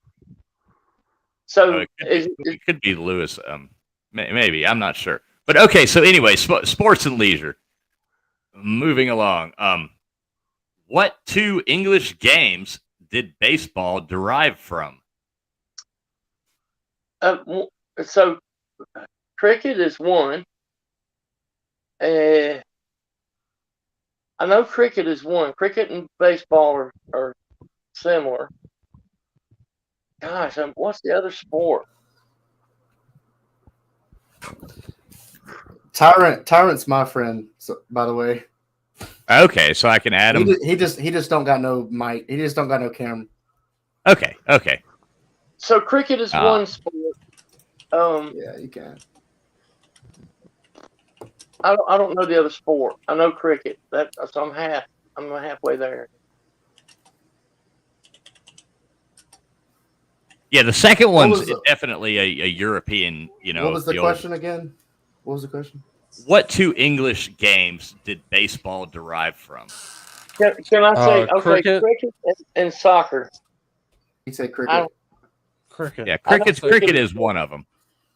I think soccer's the other. Soccer is not the other.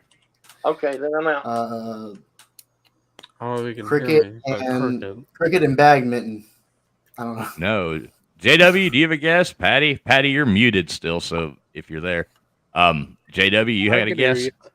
Trivialing Fools. Can you hear me? I'm King Tyrant. I can, King Tyrant. I can. Okay. Just making sure. Welcome. Turn off your echo. Okay. Turn off the other thing though. I did say cricket. You're like echoing. Am I? I don't think I'm echoed. I don't hear an echo with him. Oh. Yeah, I don't hear an echo either. So. Oh, never mind. You're good. I say it. I just so I don't know how to activate the face cam. Sorry. That's all right. You're good. Yeah, as long as you don't activate it and with something that's not appropriate for YouTube, then I don't mind. Jeff, you got a guess on the second one? Yeah, I'm just going to guess curling. No, it's actually rounders. Rounders. Okay. That's a good one. Curling is a good one. Exactly. Curling was a good guess, but Rounders is a game which says if you know what bocce ball is, it's similar to bocce ball. Yeah. Never heard of either one, rounders or bocce ball. Jeff, do you have any new sponsors? Do you have any new sponsors for us this week? I have the usual sponsors. I don't have any. The only new sponsor this week is Super Minty Pork Chops. This is the sponsor. Super Mini Pork Chops. It's the appetizer and the entree all at once. Super Minty Pork Chops. And chork. Not quite chicken, not quite pork. Chork, the taste that nature forgot. I think I actually had chork in the Army before. Hey, Jeff, do the in the world. In the world. Can you do that? Like in the movies? Like the trailer? Like when they go, in a world where one... Oh, yeah, but I need to be tired to have my voice low enough to do that well. Like, in a world. Well, yeah. I think it's good enough. in the world where one man named X-Wing thought he in could a world where rounders and cricket combine to create baseball. Yeah. All right. Well, so that was Millis, how many did you get? One. Okay. Well, at least you didn't get skunked either. Yeah. JW, you want to show them how this is done, or fire away? All right, geography. I'm always ready to embarrass myself. Okay, cool. So after this card, we're gonna spin the wheel and see who the first winner was, or is, I guess, so to speak. So geography. Hey, what's up, Luis Cabo? I see you in there in the chat. Tennille, too. Thank you guys for being here. Dan Bennett. Hey, Dan. All right. Geography. What country's flag flies over the states of, oh, good Lord, Mysore and Madras. Madras. I guess that's how you would say it. Madras.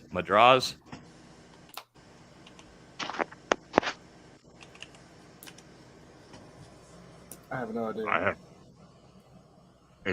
I'm infuriated by not knowing a geography answer, and I'm just going to guess, and I'm wrong, and it's Spain. No. Just because I don't think anybody else will know it either, it's India. Mm. Yeah, well, fuck India. Yeah. Okay. I won't make any jokes. Who jumped off... And this is like the card I can't even read the damn words. Who jumped off the Tallahatchie Bridge? Okay, not that bad. Who jumped off the Tallahatchie Bridge? Oh man! That would be Billy Joe McAllister. There you go. Damn, I already know that. Okay, I actually went to Choctaw County and to the bridge in question that she sings about in that song. And Billy Joe McAllister died not because the Tallahatchie River is swift, but because it's about 1.5 feet deep with a muddy bottom. I've been across that bridge a million times in a truck, man. He jumped off the bridge. He went through about 1.5 feet of water and got up to his chest in mud, and he drowned in 1.5 feet of water. That's what killed him. Jeff, can you name the highway? Because I can. I've been across that bridge too many times. It's not 18, but I is it 82? No, it's 31. Okay.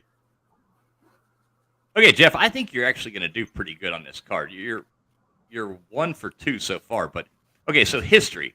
What cowgirl did Sitting Bull call Little Sure Shot? God dang it. Why can't I get these cards? Well, I know, Millis. I know. Jeff's like lucky with the cards too. Well, no, he's not, because there could be 2 answers here. It could be Little Oakley Annie, but I'm going to say he's referring to Calamity Jane. Is that your final answer? Yes, I'll stick with Calamity Jane. No. You're right with the other one. It's Annie Oakley. Yeah, Annie Oakley. God. Okay, now this one, you are you read some books before, so I think you're going to get this arts and literature one. Whose books include Breakfast of Champions, Cat's Cradle, and Slapstick?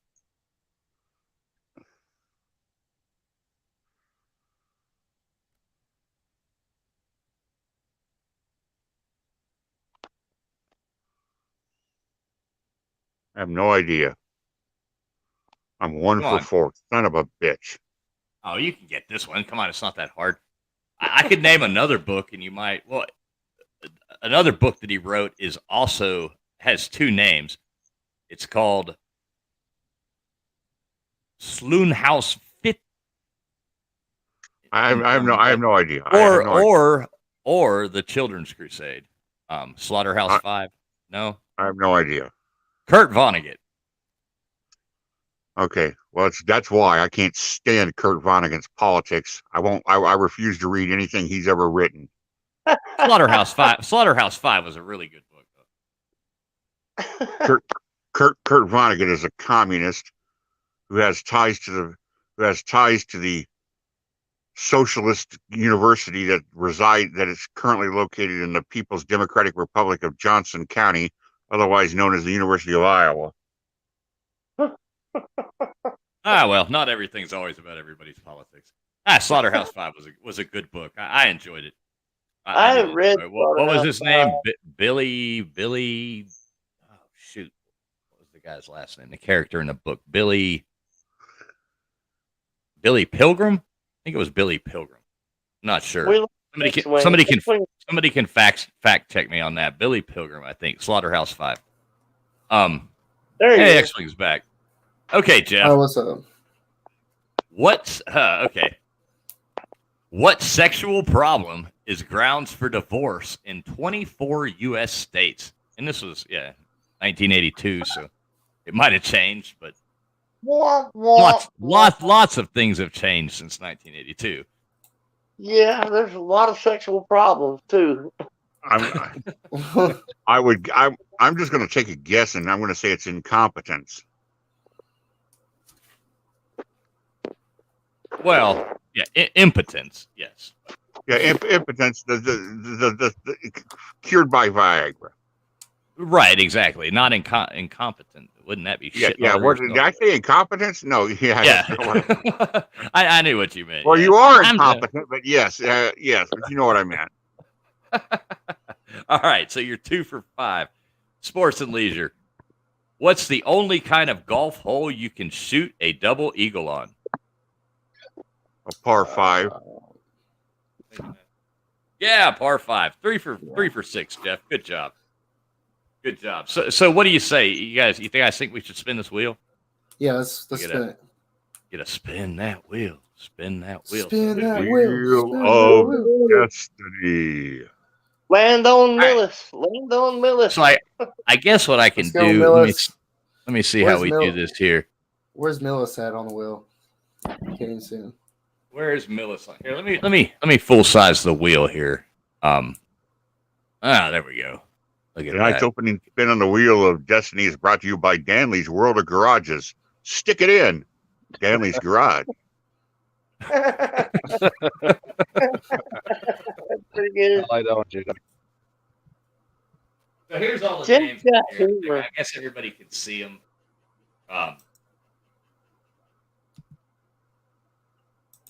Do we have any bets on who it'll land on, or Can we root against? Can we root against people?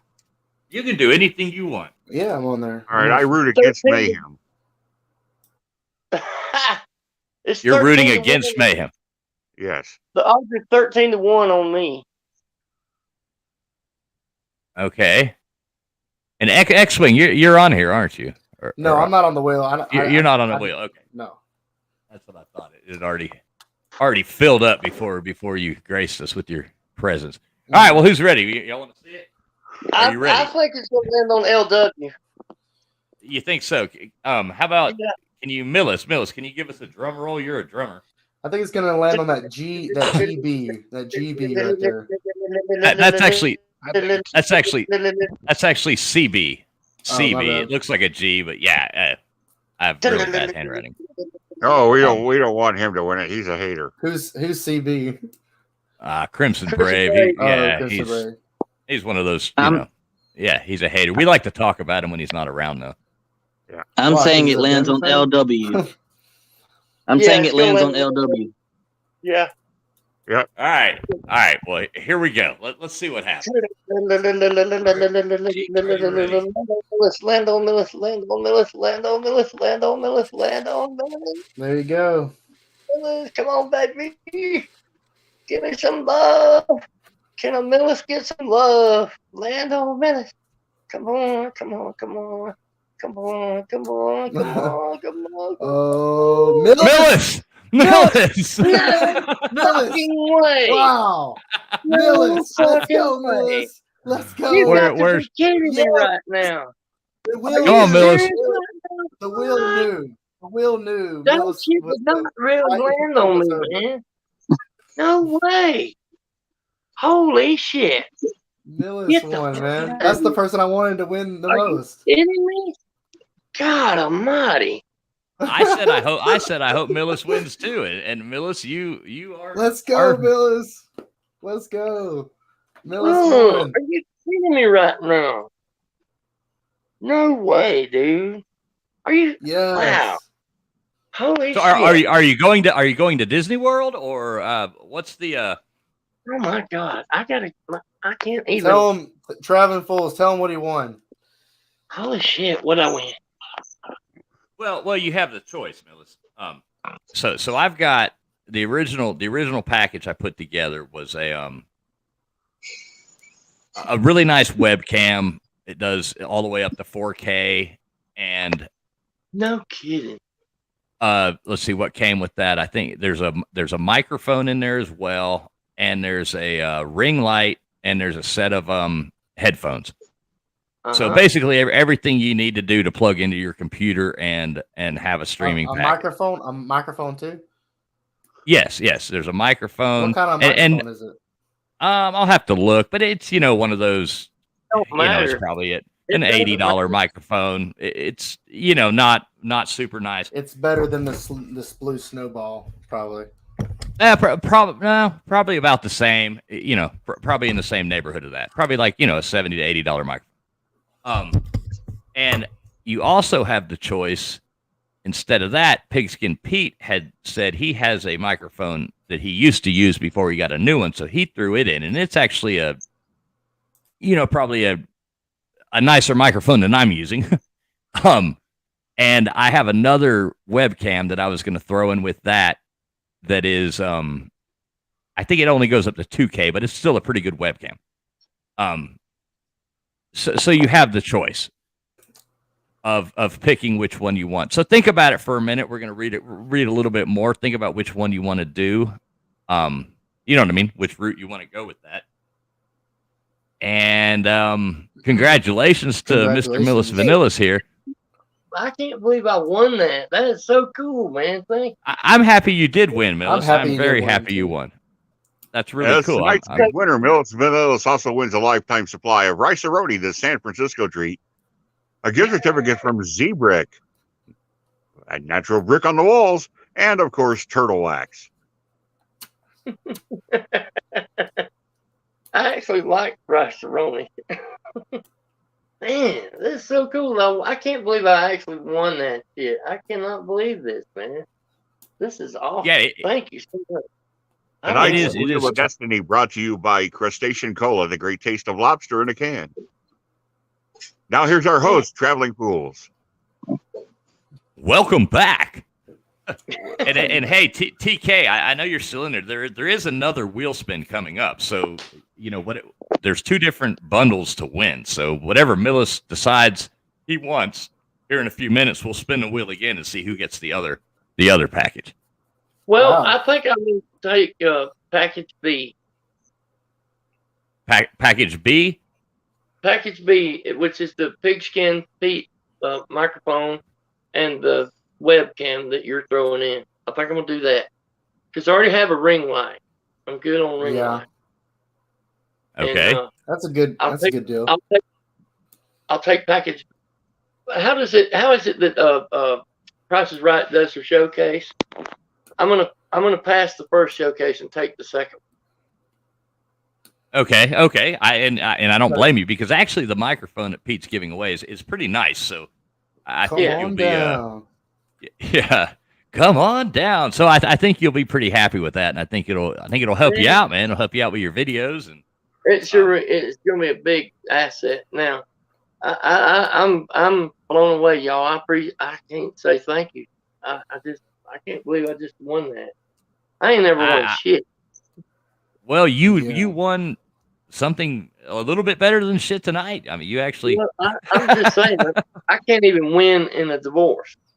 You know, so I suck at winning. And man, thanks a lot. I'm blown away. I can't believe I actually won that. Yeah, well, you're very, very, very welcome. You're That's very crazy, welcome, and yeah, thanks. So you thanks have for to always... erase my name off the wheel there.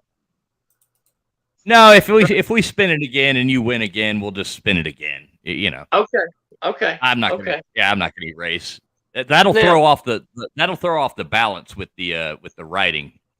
Yeah, you know? I'm kind of pulling for my man. I'd like to see him win. Yeah, cool I wouldn't mind seeing Mayhem win either. Mayhem could use that, I'm sure, as well. Maybe make some more alien videos. Thank you, guys. Thanks. I'm saving the alien videos for my TikTok. Oh, okay. And that is probably a good place for it, for those alien videos. Is TikTok. Yeah, a lot of kids are on TikTok. So. Right. Exactly. So, yeah, moving along. We'll give it a few more minutes. We'll spin it again. I don't want to stand here too late. Can I do a card? TK's on the wheel, right? TK's on the wheel. Yeah, TK's on the wheel. You can sit here. Let's see. Where is TK? Can I do a card? Yeah. Okay, Matthew, I'll pull you a card right now. Where is TK on the wheel? Right over there. TK is at like 9:00, right above JW. I think it'll be GB again. Going GB. Oh, CB, my bad. I really thought it was going to be LW. Honestly, I thought it was going to be him. Well, LW was winning in the majority of the practice spins that we did the other night, Millis. Yeah, he was winning. Some practice swings. Yeah. Millis asked me on one of his streams that he was doing. He asked me to spin it a few times for fun just to see. And the first, what did LW get? Like 3 out of 5 or something? Wow. 2 out of 3. And then the second time we spun it, he got 3 out of 5. No, he got 1 of 2 in the second spin. Wait, did Millis barely win? Like, was it like 1 notch over? Because I thought it was. I thought it was like 1 notch. Oh, never mind. That was right in the middle. Never mind. He like won. Yeah, Millis won it. I mean, without a doubt, it stopped on Millis. I think that was definitely the Lord's work right there. He was looking out for Millis. It was the wheel of destiny. Yes. Now Millis, you got to do great things. You got to do great things with that. Believe me, I will. I'm gonna clown when I get that up. Okay, Mayhem. You said you want a card. An X-Wing, I think you want to try one after? Or? Yeah. Okay, Mayhem Matthew. Here's a geography question for you. Now, are you working tonight, Mayhem, or are you off? I'm working. Yep. Okay. Slow night? Very slow night. I'm probably not gonna have anybody come in. Ready for? Well, that's a good thing. Okay, geography, Mayhem. Where does the phone ring if you dial 202-456-1414? I'm pretty sure this probably has to do with a song, but I'm gonna say no. It's no. It's geography. It's not entertainment. 202. Okay, so I'm 803. Let's see. It's not going to be in America. It's probably going to be. I'm gonna say, is it a city or a country? It's a location. It's a location. Like where? Yeah. If you call a certain phone number, it doesn't go to a random country. If you call a certain phone number, it goes to one phone, and okay. At a place. Yeah. Look at that. We have another TK in the chat here. So we have Boss Babes, who is Tiger Cat TK, and we have another TK asking if there is another TK. And yes, 2 TKs in the chat. Imagine that. Wow. I'm gonna say Allstate Insurance. I don't know. Okay. Yeah, I know Millis knows. I know Millis knows. Well, Patty, what's your guess, Patty? I think 202 is Southern California. Okay, you would be incorrect. Patty, what's your guess? What was the question? Dang. Was it in Texas? No, it's not in Texas. Is it Washington D.C.? It is in Washington D.C. I'll be darned. But where in Washington? It's a certain location. I mean, come on, you can't just say a thing. My phone.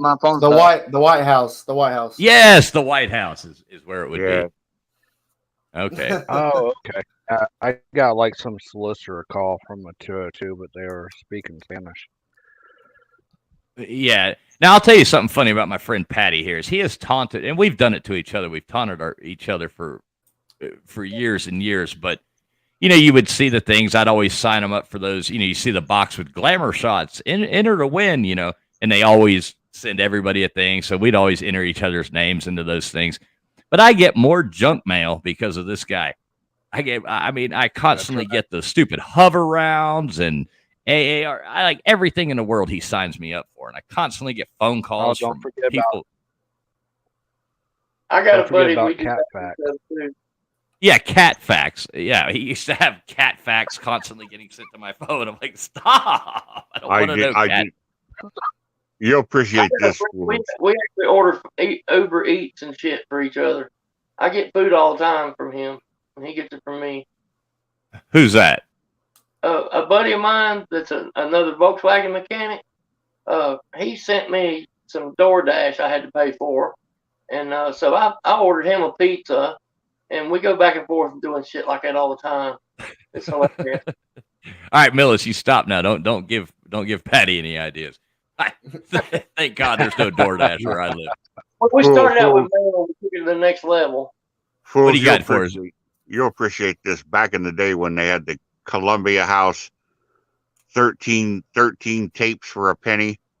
Yeah. I signed my best friend up, and I got him like Liberace and Floyd Kramer and the Oak Ridge Boys. And this guy's a metalhead, and I got him all this shit. That's funny, That's hilarious. Yeah. That's How many people on here still owe Columbia House money? I do. I do. Yeah, probably so. And I mean, music, I owe BMG also. BMG was the Yeah. other one like that. Oh, hey.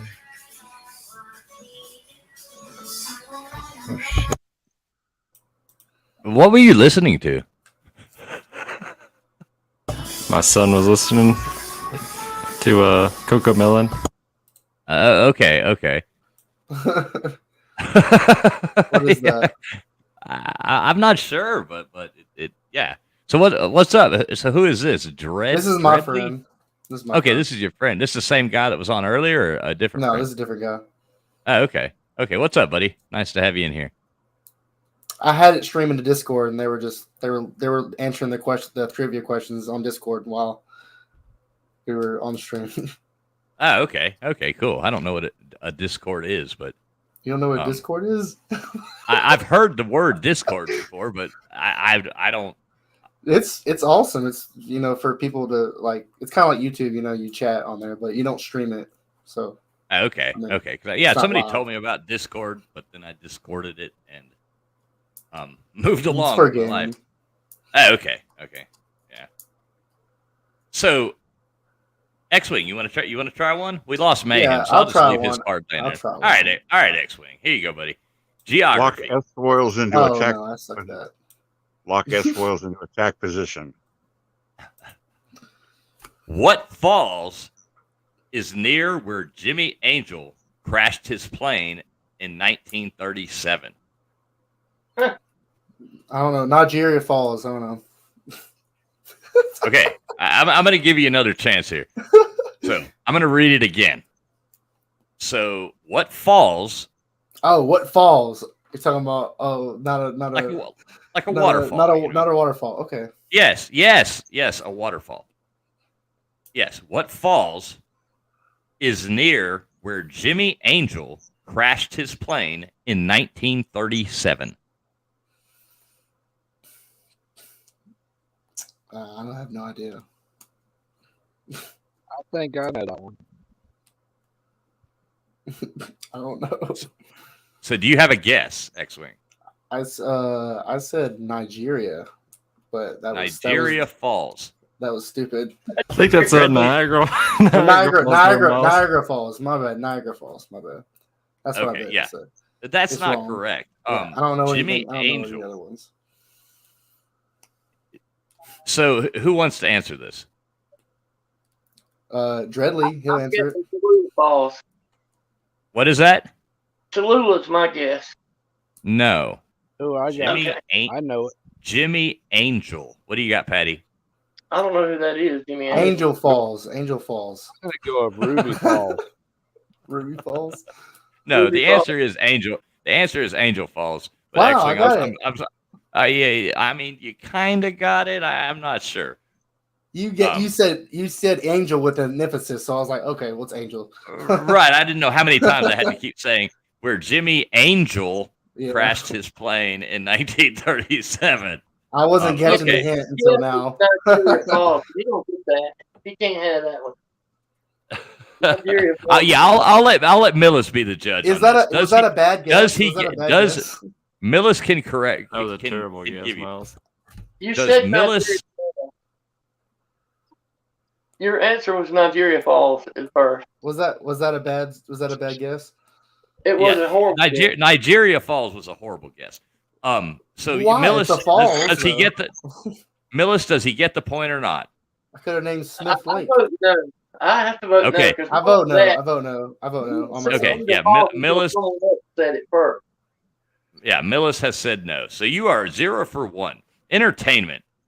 Who was the Cisco Kid's faithful sidekick? I don't even know who the Cisco Hey, kids Traveler. are. What you got? I don't know who the Cisco kids are, so I wouldn't know that. I can't Google. It's Poncho, actually. okay.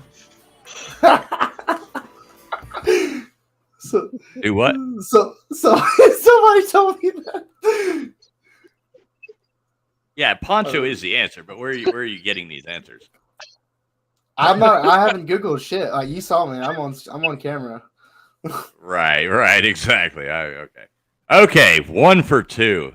So I'm gonna have to say, Dreadly, stop discording. Dreadly, stop discording. X-wing the answers. Whatever a Discord is. Yeah, somebody is. You're watching Discord. Turn your damn Discord off. Yeah, you're clicking on something over there. Yeah, you can't cheat. It's no fun if I'm you not cheat. cheating. I'm not cheating. So, who was okay? If you get this right, I know you're cheating. Okay, go ahead. Go, ma'am. What's up? Yeah. I was just saying that my phone keeps on dying, so I'm gonna just be watching and I'm gonna just be listening in the chat. Okay. Yeah, charge your phone up. I got your card sitting right here. We can finish it up whenever you want. I set it aside. Give your phone a charge and pop back on. We'll finish that here in a few, okay? All right, thanks. All right, buddy. Okay, so if you get this right, I know you're reading it off of Discord.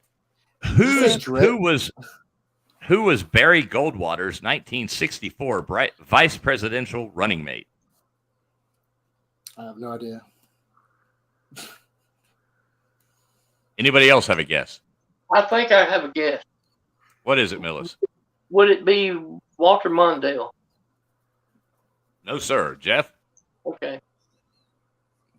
You know, I once upon a time I knew this answer, and I don't now.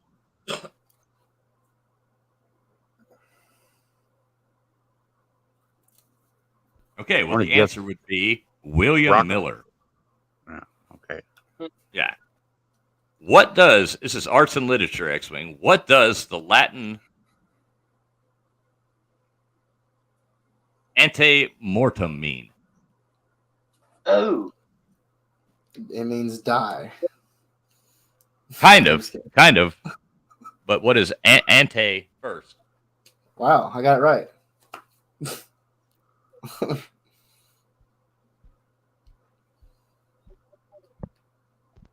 I totally guessed on that one. Yeah, my bad for blurting that out. I wasn't trying to cheat. I don't know. He didn't make a phone call. I don't know. So do you have a final answer? Die is not really correct. I mean, yes, death is mortem, but so what is ante? Sorrow.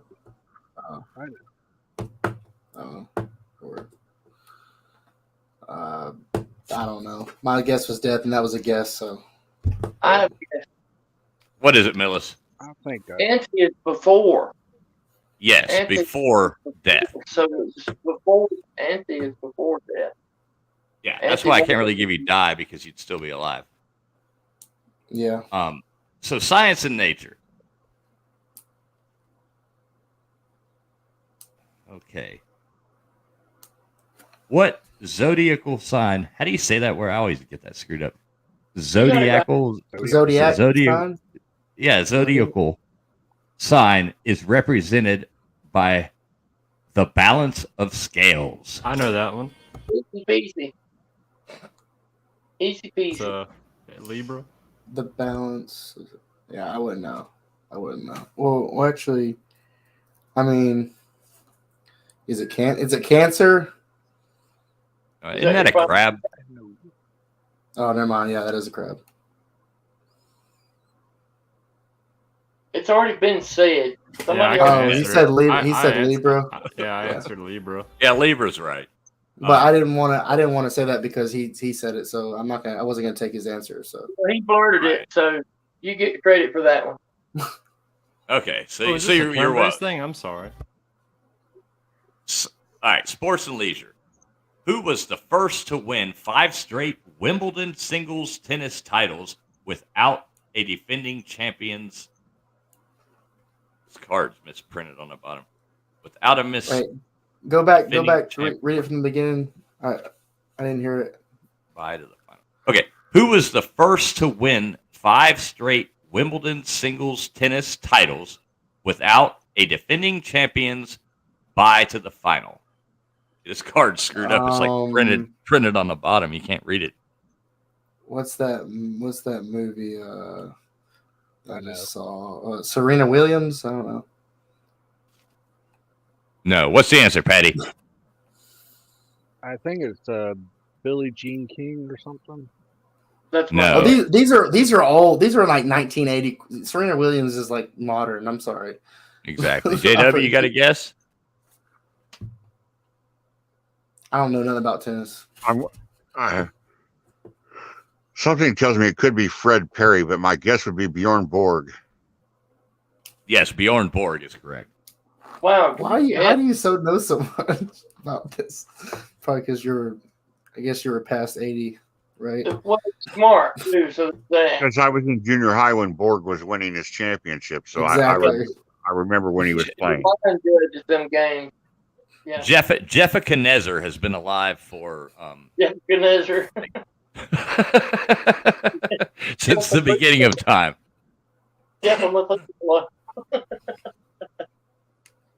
So I still like the fact that we can look at this wheel here and see that I wouldn't be on it, so and see this win for Millis. I really like this Millis. Yeah, Millis is the one person I wanted to win, and I'm glad you won. So I think it was them practice spins that helped me win.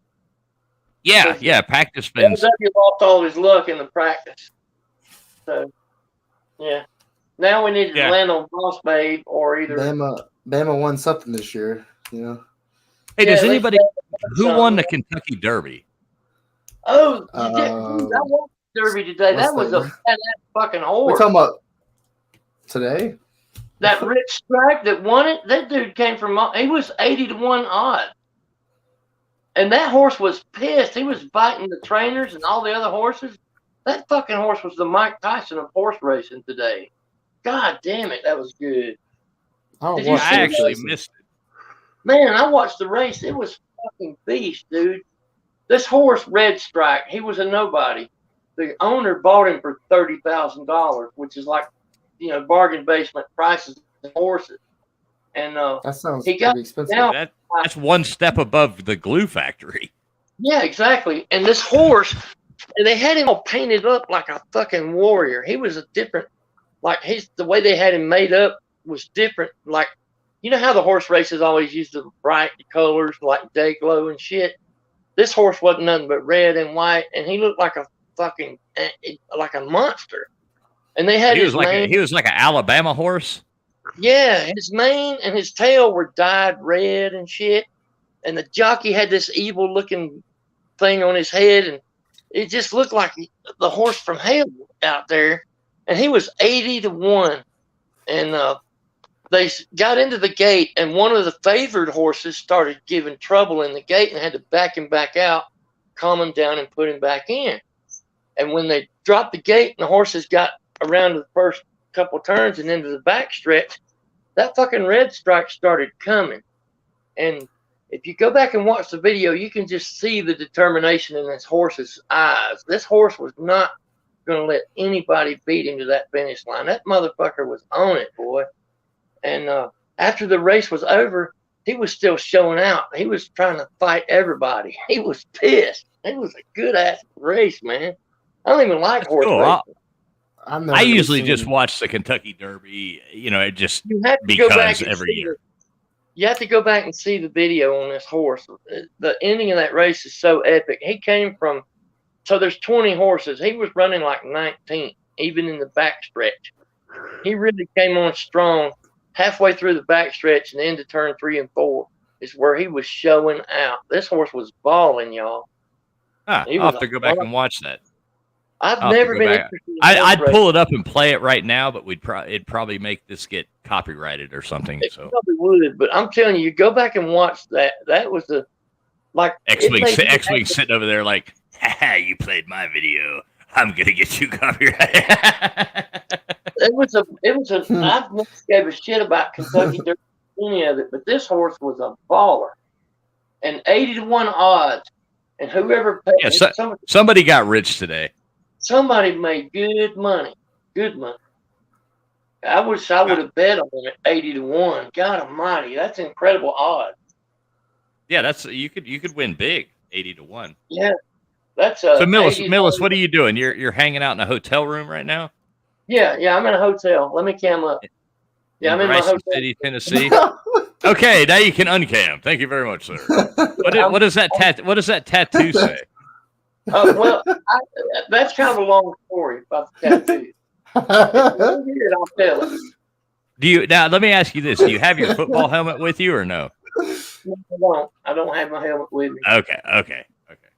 You got any mustard with you? No, I have no mustard. Fresh out of mustard. I rubbed it all on the burger. Millis made a video recently. I don't know if anybody saw it, but he made a cheese sandwich. But first he lathered himself in ketchup and mustard on his body, and then used the bread to apply the mustard and mayonnaise to the sandwich and and then ate it. And if Millis ever offers you a sandwich, I'm gonna go out on a limb and say I would decline. But I'm gonna apply for a job at Subway. Yeah. You go into Subway and Millis is behind the counter. Do it right in front of them. Yeah. Like, all the Subways have now hiring time, so I'm thinking about taking just a weekend job at Subway and show them how. Yeah, you'll only make it like 1 hour, and I guarantee you'll be, Like, you're gonna quit trucking and work at Subway. Have you heard the term sandwich artist with Subway? They call their employees sandwich artists. So I'm just bringing a Picasso into Subway. You know what I mean? Like a Monet. Now, Millis is a truck driver, and Millis, my friend Patty, is also a truck driver. Just so you know that. Bless his heart. You both are truck drivers. Poor fella. Yeah, he seems to like it. Yeah, I do too, but it's a tough job. It's a tough one. I couldn't do it. Yeah, I'm actually interested in horse racing now. Like, that was such a crazy race. I only caught it by chance. We had just came off of the Dragon back to the hotel, and it was kind of a lull in the action.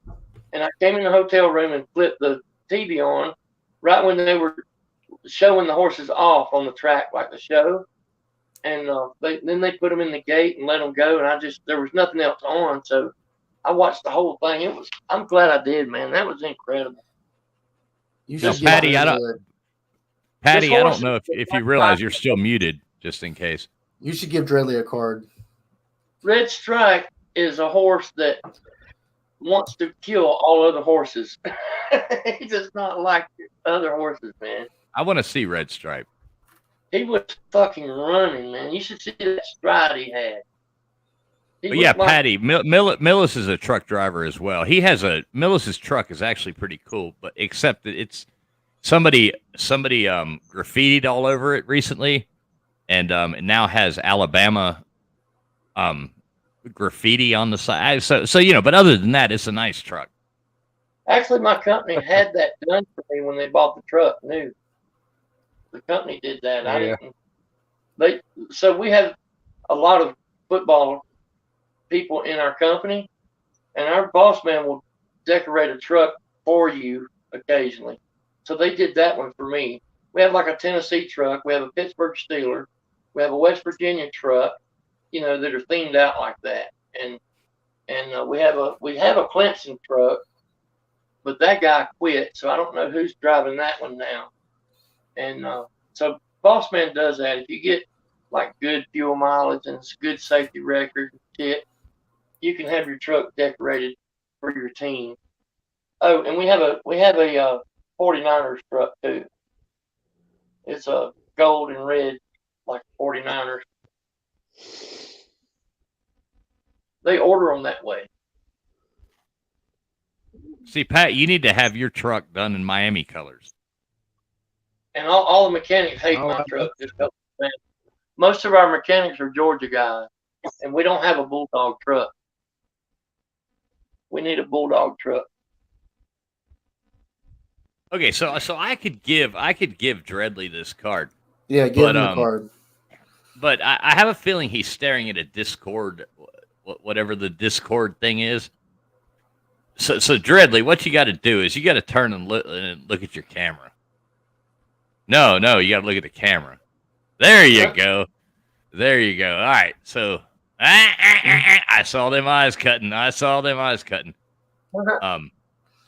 Get off MySpace and get off MySpace. I'm the only one that cheated. So he's not a cheater. I'm the only cheater here, and I didn't even mean to cheat. I just blurred out because I heard it, and I was like, it was like reaction. My camera's on my second monitor, so I'm gonna turn around. But it's not like I was playing for anything. I wouldn't cheat if I was playing for something. Okay, Dreadly, are you ready? Yeah, we're good. All right, yeah. Turn that lame music off too. Geography, Dreadly.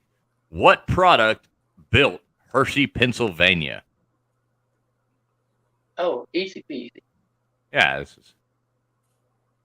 I'm not even going to flip the card over yet. Sometimes it stinks reading the cards because you see the answer. It's more fun not to know what the answer is. Yeah, I get it. Now, who's playing this card? The guy that keeps listening to I think it's Dreadly, and he keeps listening to Teen Pop or something. I'm not sure what this is. Total guess, but I'm saying Hershey chocolate. No, yeah, chocolate would be the answer. Card, though. You got to quit blurting out answers when somebody's playing. You have to let them guess. This is answers.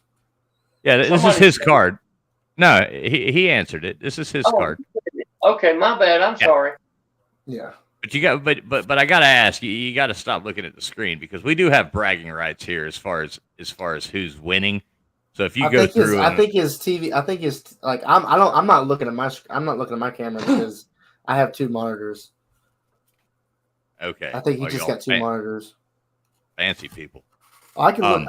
I can change my thing. I can change my screen to over here so I can look at I'm just kidding you. I'm just kidding you, X-Wing. Okay, entertainment, Dreadwing.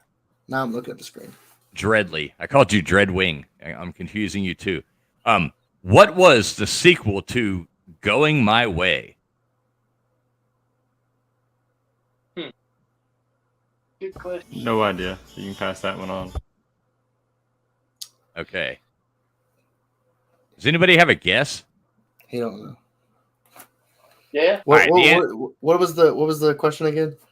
What was the sequel to Going My Way? Oh, I haven't. That was like I don't know. Nothing. That's probably like 1960s.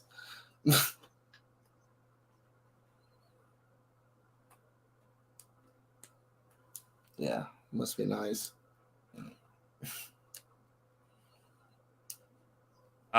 Okay. So yeah, you didn't get that. It's the Bells of St. Mary. So history question. Who argued it out in the kitchen debate?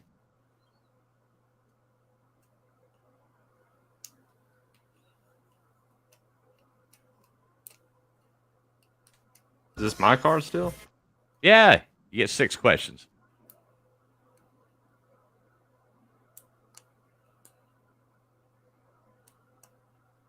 The kitchen debate.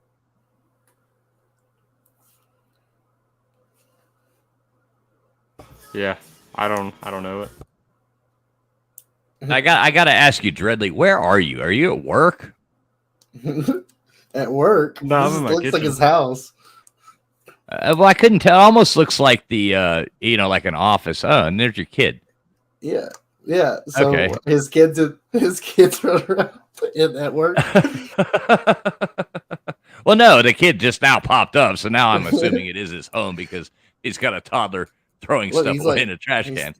Well, at least he's throwing it away, not leaving his room. I'm not dissing on that whatsoever. I mean, you got a toddler throwing something away in a trash can, and I'm my kid don't assuming do that. You're doing better than he threw it away, and then he went and took it to the sink. Wow. Okay. And then what if he started doing the dishes over there? You're gonna make a lot of money. Okay, so the kitchen debate. Millis, you got a guess for this? I don't. I've heard of I think it. it's just I'm trying to think. The kitchen debate is something that I've heard about, and it's been so long ago since that has ever been mentioned in my life. I would venture a guess by saying I like it. I like it. Esso says that yo mama always wins the kitchen debate. Could it be? Oh gosh, this is so crazy a guess, but it's all I got. Barbara Bush and Richard Simmons. I don't know. No, it's Richard Nixon. You did get Nixon. Richard right. Yeah, Nixon and Nikita Khrushchev. God. Yeah, that was a pretty tough one. All right, arts and literature. Dreadly, are you a well-read man? I would like to think so. Okay. Now this isn't. I guarantee it's not a Harry Potter question. So, now is this your wife and son behind you, right? It is. Oh, okay. Yeah, you got a nice looking family. You got a nice looking family there. So good for you, buddy. Good for you. Congrats on that. Arts and literature. Who created British master spy George Smiley? What is that?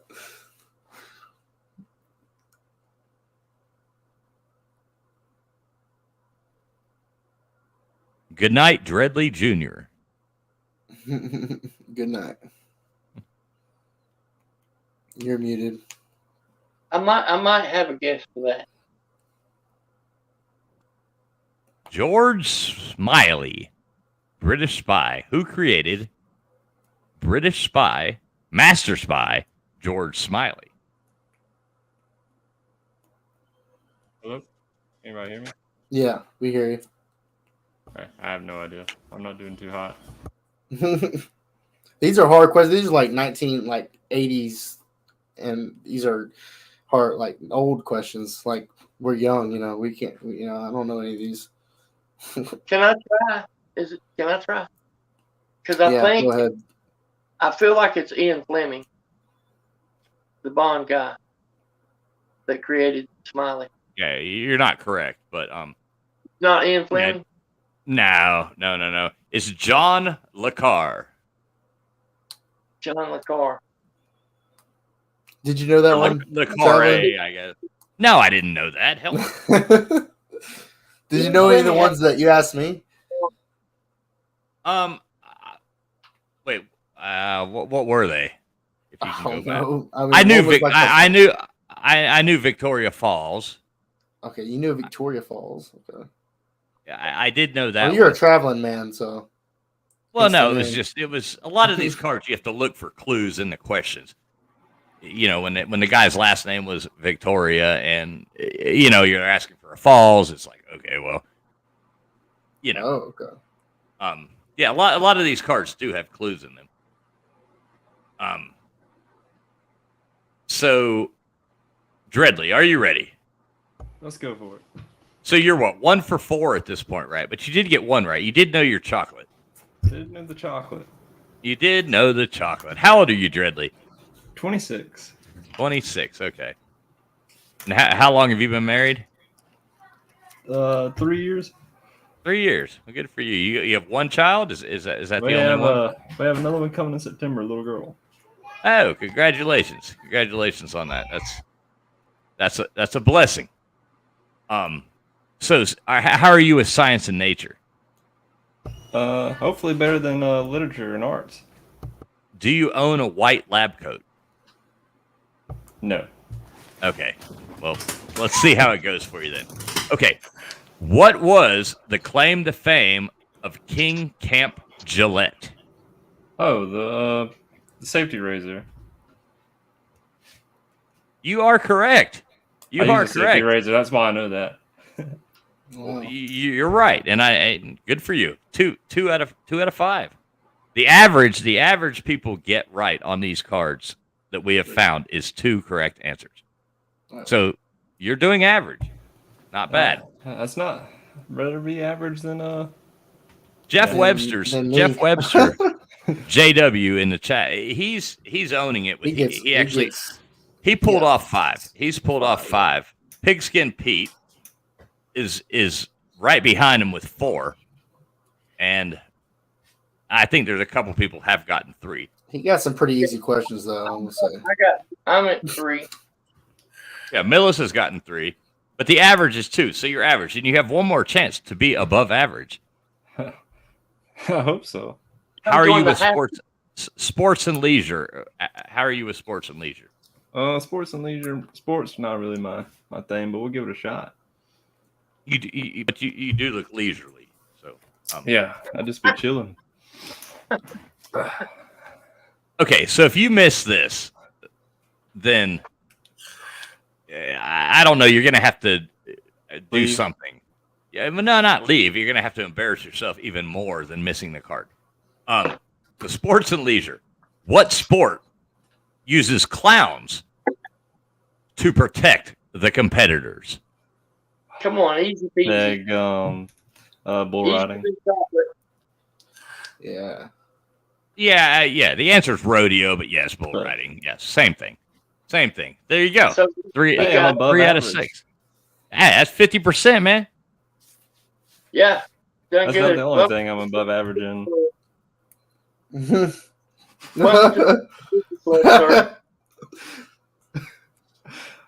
We're happy. Other fools that didn't get that. Well, I'm not sure. Oh no, I heard him. I'm trying to think of trying to think of how to process that information.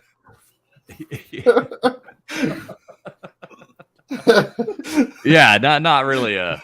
Okay. Well, good to know. I does that mean that you're already planning your 3rd child, or?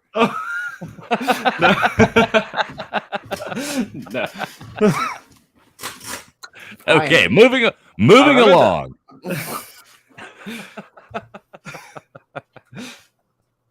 Now I don't know what happened to JW. I think he disappeared. Are you gonna spin the wheel now? What's that, Millis? Spin the wheel. Okay, what I think we should do, Millis, is I think you should get one more chance at answering a card, and then we'll spin the wheel and see who the other winner is. So, Traveling, do me a favor. When you pick my card, put it back and pick the next one to it. Here, Millis, look. You just tell me where to go. All right, pull that card. Which one? This one? Right there, yep. And then put it back and get the one next to it. Okay, put this one back. Yep. And take this one? Yep, perfect. All right. Put that one back and then get the one 5 cards down. Okay. What is Millis's favorite color? No, it's like the card for you, man. Yeah. Okay, Millis. It's crimson. I don't know. Yeah, crimson's my favorite color. Yep. Yeah. Right. Okay. In all seriousness, geography. Millis, I want you to do this. All right, let's go. What state has the highest overall elevation? Highest overall elevation. Overall elevation. Yeah. What state has the highest overall elevation? I haven't looked at the answer yet, but I feel like the highest overall elevation. Now, give me a second, because it could be Washington, it could be Montana, it could be Idaho. Could be Colorado. Could be Colorado, but I feel like it's not Colorado. I feel like it's. Now I have to look.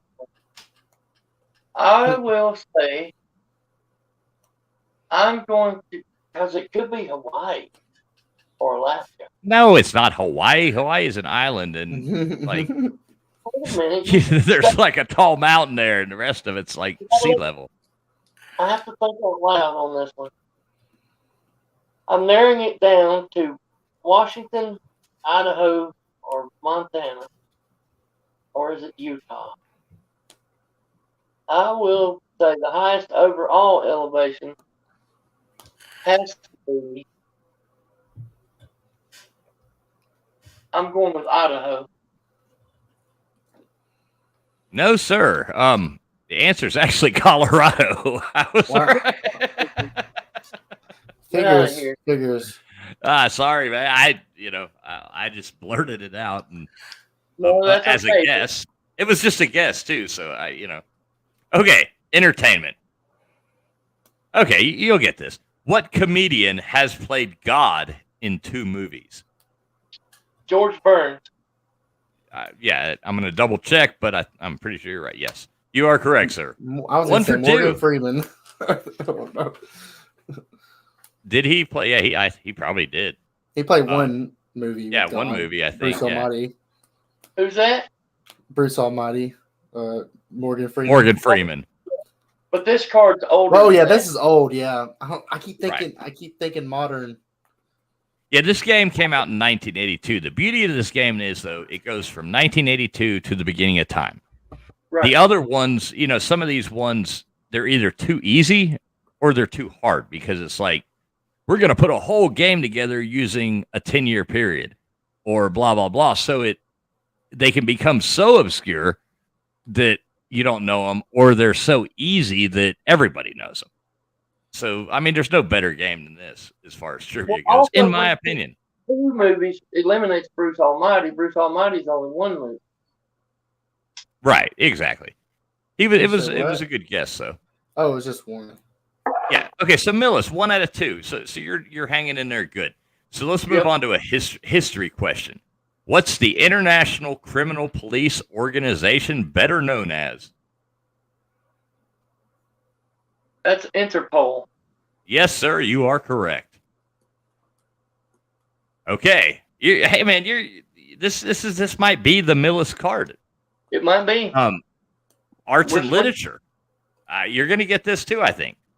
What was the bullseye on Achilles? What was the bullseye on Achilles? Yes.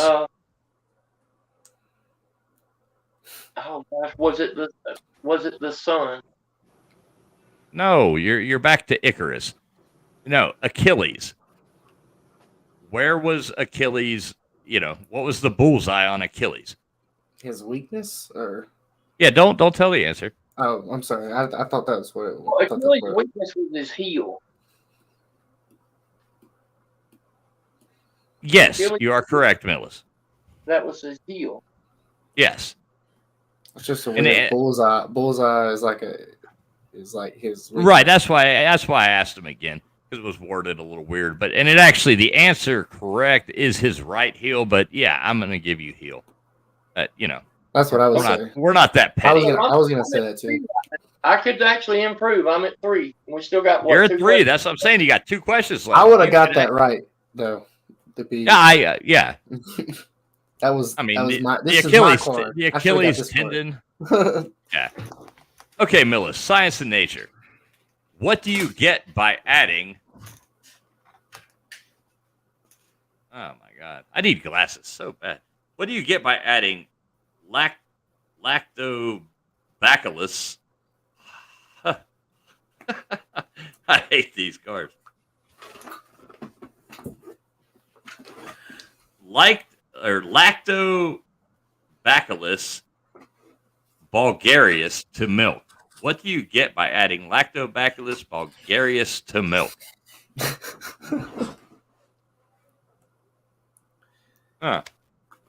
Lactose is lactose related, and bulgarius means bulk. So I want to say cottage cheese. You are so close, but incorrect. Butter. The answer is yogurt. Oh. Yogurt. Yeah. Well, I blew that one. Well, Millis, I think you're going to end up tied with Pigskin Pete. I hope so. I really think you are. You're a car guy. Sometimes. And yes. You are a car guy. So what Utah site are land speed records set at? Bonneville Salt Flat. Ding, ding, ding. Millis. Here you go. not only did you win the prize package, but you are now tied for second place. Right on. Me and Peter on the same level. So, Millis, what I want you to do, I need 30 seconds. I gotta run over here and grab a pack of cigarettes out of the car. Okay. Tell us about something. Keep the stream going for 30 seconds. Sure. Have any of you guys seen my live stream that I did Friday? Yeah, probably. Okay. Did you watch about hour 4 of that stream? I think I was on it. You might have been on it. So we're talking about when Pigskin Pete let it go, so to speak. He let gas go? No, he let Chest Hall have it, brother. Oh, I didn't know that. What happened? Fast forward it to 4 minutes or 4 hour mark. About the 4 hour mark is Pete, I'm not trying to stir nothing up in here, but Pete was on his game at 4 hours in that stream. Did Chess Hall join the stream? Yeah, Chess came into the stream.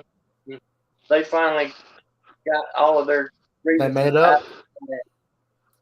And did they make up? Just because it needed to happen. Or it was a fight? Or was it an argument? I don't like when people argue, but sometimes you just have to get it out, and it needed to get out. Now it's out. I felt like this needed to happen, and so I let it flow. I didn't shut anybody down, and I didn't say a word in the middle of it. I just let it happen. And I'll have to check it out. It's pretty. Yeah, it sucks. Chess Hall isn't part of the community anymore, and I was, because I like Chess Hall. I mean, I like Chess Hall. A lot of stuff Pete said, I understood it because there's certain things you got to avoid when you're trash talking people, and also I understand Pete's stance on the whole thing because. And moving along from the drama. Next, we will go to there's no drama allowed here. There's no drama here on Traveling Fool's channel. No drama. There's no drama here. We talk cool stuff and everybody's friends. I was only filling time, sir. That's all. I got you. Thank you very much for filling time, and we will move along now. Sorry, I'm not being mean. I just stay away from all that. Yeah, that's fine. We can move on. Makes it more fun because other people come back and watch. They don't know what you're talking about, and it doesn't mean anything to them. And and we don't give a shit. Right, and we really don't care. So yeah, Millis, congratulations again. I'm glad you got 4 out of 4 right. That's pretty good. Yeah, I still put my cards in there though. I'm going to make it to Jeff's status. Believe me. And Jeff, you probably need to work on getting the perfect card, sir, because I'm coming for you. I'm Rich Strike, the racehorse. I'm coming. Okay, well let's do this. Let's spin the wheel one more time. Figure out who wins the other stuff, and then go through. If everybody wants to answer another card, we'll do that one more time, and then we'll call it quits because I don't want to be up all night. So, and I'm sure Millis, you got stuff to do tomorrow too, don't you? Well, I actually went ahead and packed my car tonight, so I wouldn't have to. Okay. I'm actually was planning on paying you a visit tomorrow. Well, you're more than welcome to stop by. Hell, stop by, and I can at least give you the. Pete will have to send you the microphone, but I'll give you the camera and get you that stuff. Before, so. Yeah. You got my number, buddy. You got my number. Yeah. Dang, y'all must live really close to each other. No, he just happens to be where Millis is traveling right now, and he has to go by where I live on his way home. So. Yeah, that's right. So okay, so what do you say? You want to do the last wheel spin here and see who wins? Yeah, give her a spin. All right, look at that. You like the way the wheel has its own page, right? Yeah, I love the wheel. The wheel should have its own channel. All right, so who are we hoping it lands on? I'm pulling for either TK or Mayhem. Or I'm on Yeah, Mayhem Matthew would be nice to. Yeah, I agree. Mayhem Matthew. So yeah, somebody who wants to create content, content would be nice for them to win. I have to give the edge to TK just because I love TK. Yes, TK as well. Actually, TK would be a very good person to win too with trying to do her show. I have a huge crush on her, but the problem is everybody else does too. So I'm out. All right, so nobody tell TK about that crush. So everybody, this is just between us, okay? Don't tell what Millis just said. No, all right, well, we ready? You ready? Go for it. You got a drum roll for us? All right.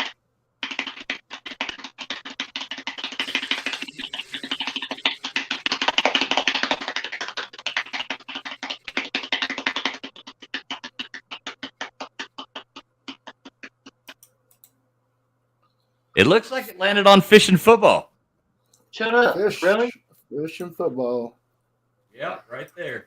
Almost went to BA, but it looks like it landed on fish and football. So I don't think fish and football is in here at the moment, but if anybody knows where fish and football is, you could tell them to come in here and accept his prize, tout his victory, and there you go. You might put it back in. He very well may, or he has the option to give it to somebody else on the wheel if he would like. So yeah. That is entirely up to fish and football. How would I find TK's channel? Because I don't think I've subscribed to her. It's called Boss Babes. Oh, it's her and Battle Angel. They have a Wednesday and Sunday show. Yeah, I'm not exactly sure the time, but it's normally pretty entertaining if you're not subscribed. Sunday 3 p.m., Wednesday 6 p.m. Yeah, if you go, she's in the comments here. Type. Are you in the comments? Can you be in the comments, X-Wing? Yeah. Okay, type something. I'll make you a mod. Okay.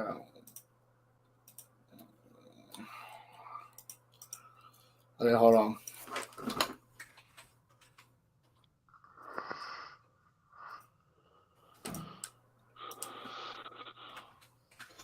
There you go.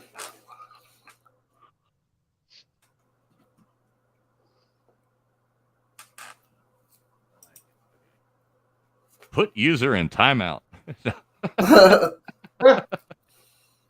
There you go. Now, if you scroll up, if you scroll up in the thing, you should see Boss Babes, and you can click directly on it and follow them.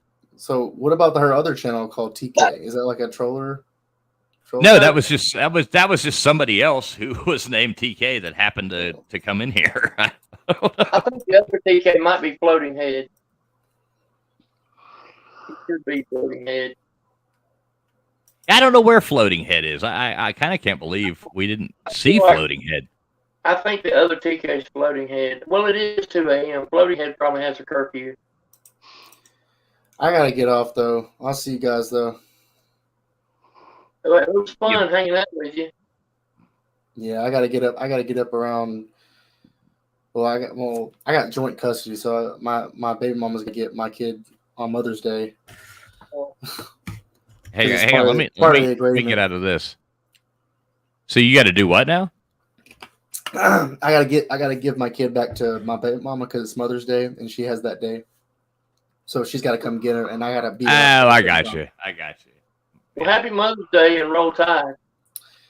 Roll tide. X-Wing, thanks for jumping in. Hey, can I finish my card? Hey, Mayhem Matthew, how you doing? I'm doing great. Trying to charge this phone, but my charger sucks. So, hey, and anybody who hasn't, like somebody like Dreadly or somebody like that, if you haven't hit the thumbs up, I'd appreciate. YouTube likes it, and follow the channel. I could use, any support out there. A follow would be greatly appreciated. And while you're at it, subscribe to Millis Vanilla. Yes, and subscribe to Millis Vanillis. He puts out some really, really good content. And Mayhem Matthew. Subscribe to Mayhem Matthew too. Like Lou says, some of it's watchable. Right, exactly. Some of it is watchable. I watch it all. I like everything. I'll watch it all. I do too. I got a lot of catching up to do because I haven't been on much this weekend. And so yeah, I've got a serious lot of catching up to do myself. I'll spend a good deal of tomorrow doing catch up. Watching.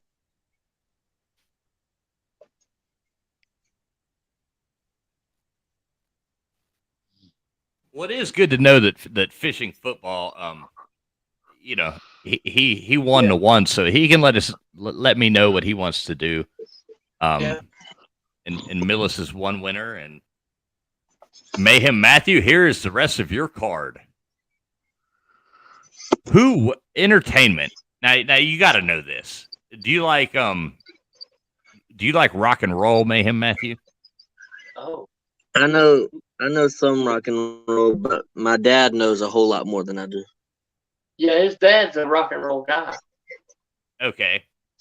Well, who welcomed you to his nightmare? Welcome to my nightmare. Your dad would know this, man. Is it let me see, nightmare. Welcome to his nightmare. Welcome you to his nightmare. The song, Welcome to my nightmare. You know it, Millis. I know you know this. I know it. Yeah, I know the whole song. I hope I didn't scare you. Let me see. Is it I can't think of that name. The band. He also did 18. Is it Def Leppard singer? No. Who welcomed you to his nightmare? So it's a singular person. Oh, I'm gonna say Lennon. What's his name? Lennon. John Lennon. I don't know. No, he did not welcome you to Yoko Ono, which was probably his nightmare. Yeah, definitely. Or it should have been. He should have woke up from that. I hope I didn't scare you. What's the answer, Millis? Come on, I know you know this. That's Mr. Alice Cooper, sir. Yes, sir, it is. JW, are you still with us? Yes. Oh, okay. You disappeared, came back, hadn't heard your voice. Just wanted to make sure you were still. No, I was sitting in the dock and see Alice try to get the Pirates of Spain. The newspaper said she's gone to his head. They look just like two poodles in drag, 'cause you know it ain't easy. No. Go, yeah. Okay. Now, Mayhem Matthew, here's one that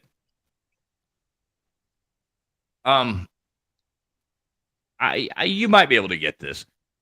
What philosopher was hailed by Hitler and Mussolini as the prophet of authoritarianism? Sorry. Those words. Them long words will get you sometimes. Is it communism? No. What philosopher? Oh, a philosopher. Oh. Yes, was hailed by Hitler and Mussolini as the prophet of authoritarianism.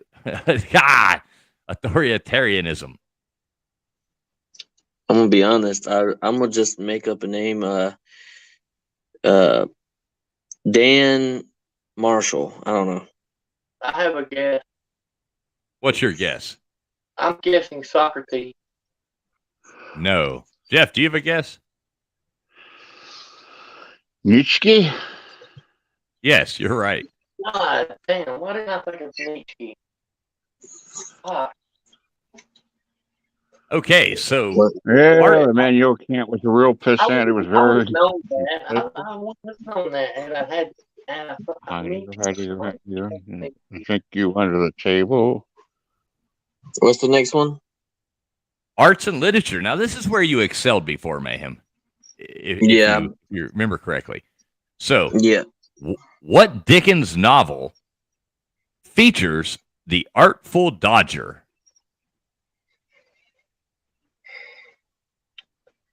Bridge to Terabithia. I don't know. I have no idea. I'll be honest. Anybody else have a guess? Dreadly? Bueller? Is it my card? No, it's not your card. I was just seeing if anybody had a guess, man. What was it? What Dickens novel features the Artful Dodger? I think I know. I have a guess. Go ahead, Millis. I have no idea. Could it be the Mad Hatter? Is that even? No, sir. I'm not sure that's Charles Dickens. That's no guess. The Mad Hatter was a character from I don't know why Alice in Wonderland, or Through the Looking Glass, I guess. Which was written by Lewis Carroll. That was so I got 0. I got 0 out of 6, right? No, you haven't made it to 6 yet. You're only on question 4. Oh, okay. And the next one's it's easy if you know your periodic table of elements. Jeff, do you know the Dickens novel? Is it Oliver Twist? Yes. Okay. So, Science and Nature, Mayhem. What is the chemical symbol for gold? AU? Yes, sir. You are correct. You Yes. are correct. Let me double check, but yes, just making sure. Good answer, Mayhem. Good job, Mayhem, Matthew. So you didn't get skunked, and that's good. Good answer. Okay. Have you ever played the card game Old Maid? I think I had when I was a little kid, but I don't remember how to do it. Yeah. And I don't know the answer to this either. So what card is removed from the deck in Old Maid? The Jokers? No, I don't. I'm gonna look, but no, it's not. It's not the Jokers, because Jokers shouldn't be in there to start with. But you can take another guess. I have a guess. I'm gonna say the maid card, I guess. Is there a maid card? Okay, Millis, what's your guess? I think it's the Ace of Spades. No, Jeff. Okay. You an Old Maid champ or anything? No, the only card that I would think that I could think of would be the Queen of Spades. So that would be a really good guess, because the answer is any queen. Any queen, okay. Yeah, any queen you can remove. Right, because you're trying to get 3. You're trying to get 3. I guess I don't. nines, I've never played Old Maid. I don't know. I'm not a nerd. I don't play Old Maid. Who sits around and plays Old Maid? I play more of the jailhouse games like Spades or Well, something I like know that. that in Old Maid, the Old Maid is a queen. Yeah, we got a RTN Productions. Thanks for stopping by. If you want to come on and try to answer a card, it's a friend of mine from another stream, RTN Productions. If you want to jump on here, I'm going to click this link. If you want to try to answer a trivia card, you are more than welcome to try. Here's the link.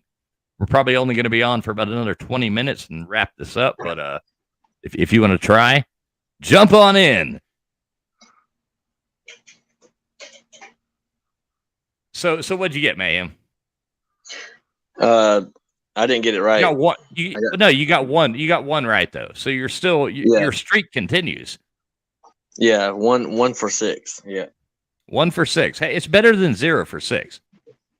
Right. Anybody else want to try?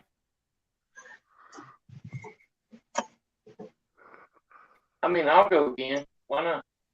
You want to go again, Millis? Millis really wants to get. What are you at now, Millis? You're at 4. Millis has gone enough. I'm preempting Millis. Okay.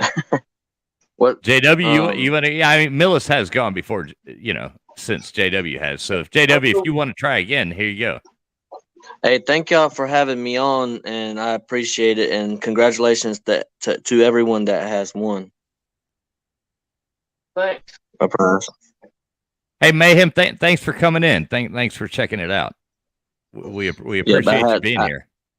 I had fun, and I enjoyed the Bigfoot conversation as well. Hey, thanks. I thought that was interesting too. That was a lot of fun. Yeah, thanks for being here. Okay, so this is JW's card then, right?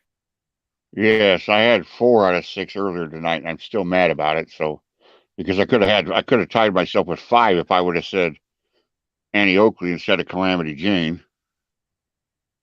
Now I'm looking at the questions. This is a challenging Jeff Webster card. Okay. Good. So, I want to be challenged. I don't want an easy one. Well, the first one I think you're going to get easy. Let's just see how it goes. So geography. What's the world's largest coral reef? Well, I mean, the obvious answer is probably the correct one, so I'm going to say the Great Barrier Reef. Yeah, and you would be correct. Yeah. Okay, so moving on to entertainment. Who was the announcer on the Jack Benny show? Oh, fuck. I mean, that only aired in the 1950s.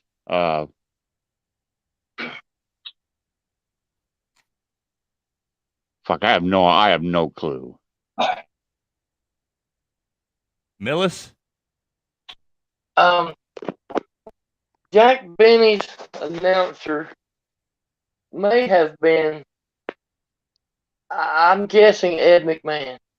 I know he's Johnny Carson, but he might have been Jack Benny. No. The answer is Don Wilson. Don Wilson. Okay, Jeff. History. How many U.S. presidents were assassinated during Queen Victoria's reign?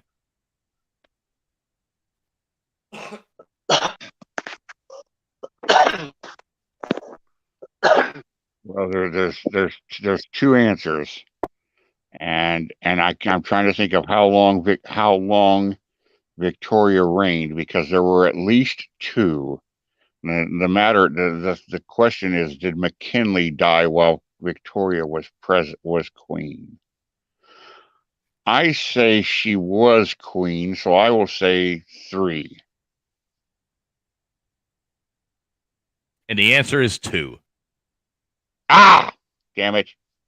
Sister Arthur and Abraham Lincoln.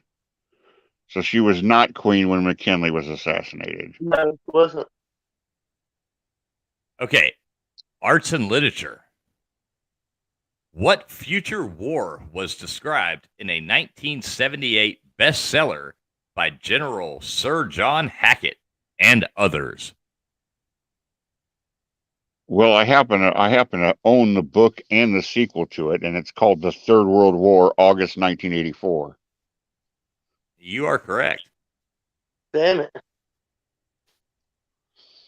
War ends when the Soviets bogged down in southwestern West Germany, and to try to convince the West that they need to come to terms, they launch a nuclear warhead and destroy Birmingham, England. And the U.S. and the English respond by destroying Minsk, and that sets off a coup in the Kremlin. Sounds interesting. Maybe I should Third World War. Yeah, it was written in. I got it as a Christmas present in '78 or '79. But it was set. Is that the 1800s or 1879? Yeah. I'm just joking.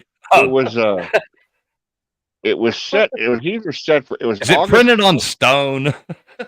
No. Is it a tablet? I like teasing Jeff. All the equipment and everything is outdated and everything now. But it was a big hit at the time. That book was a big hit. Okay, so you're only 2 for 4 at this point, right? Yeah, I'm stinking it up. Yeah, stinking it up here, Jeff. Okay, what is shed? This is science in nature. What is shed when you desquamate?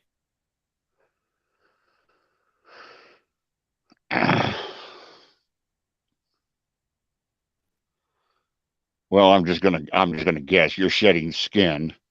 Yes, you are correct. 3 for 5. Here we go. You can tie with Pete on his and still not reach your winning goal. I know. Somebody's going to get 6 right eventually, but sports and leisure, and you usually do good on these.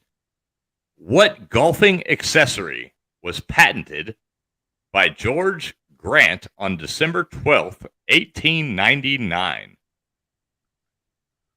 A golfing accessory? Yes. Okay, so it wasn't a club, and it was patented.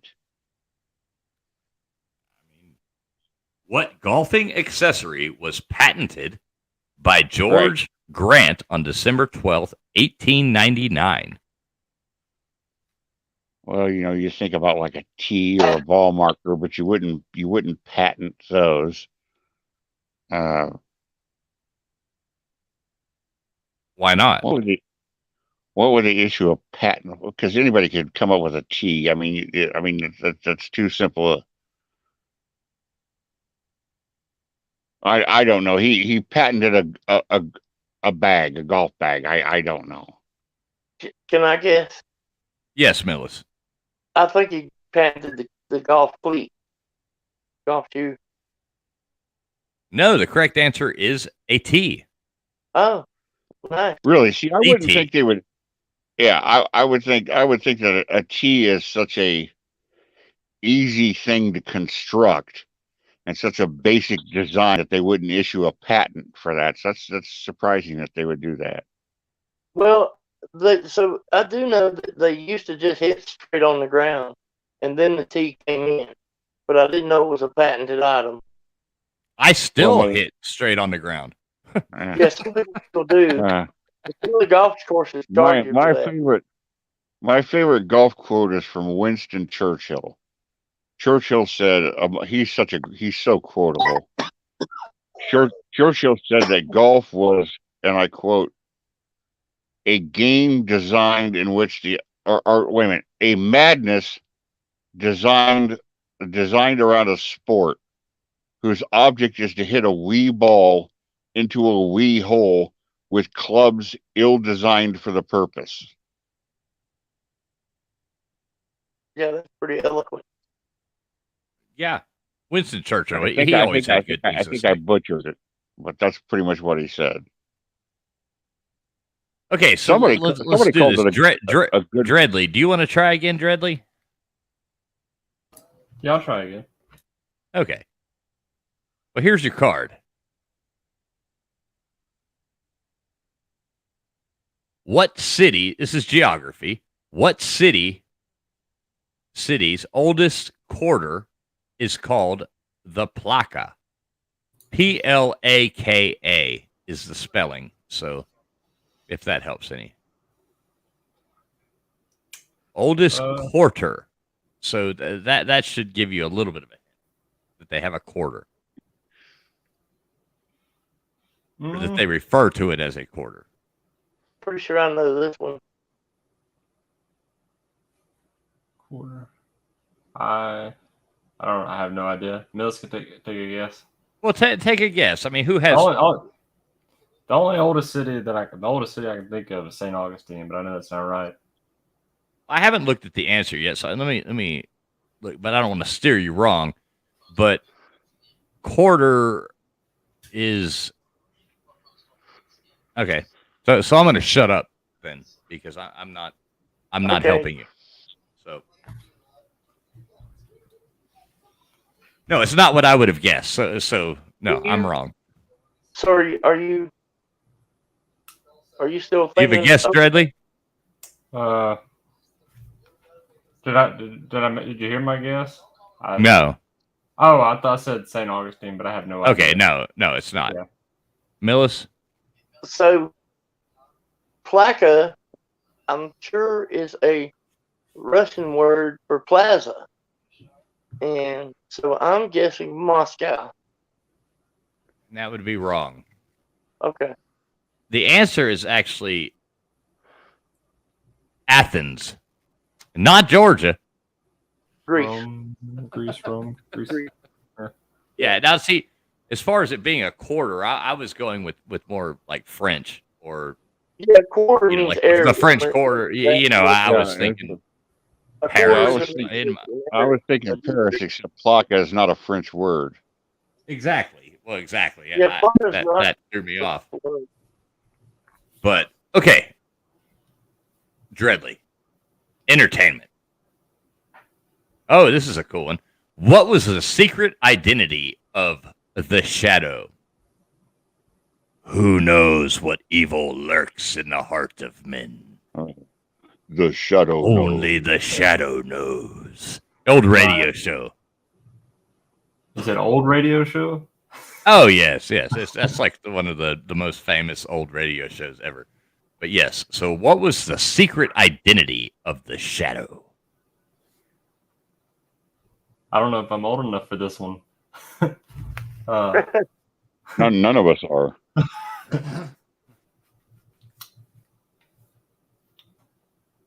I have no idea.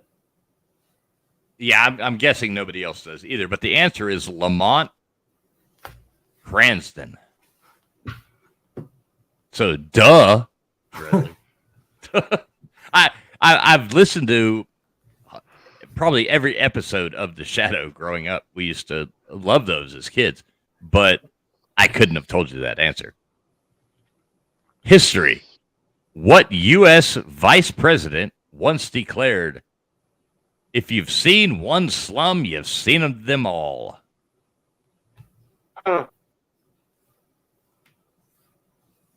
You've seen one what? Slum. S-L-U-M.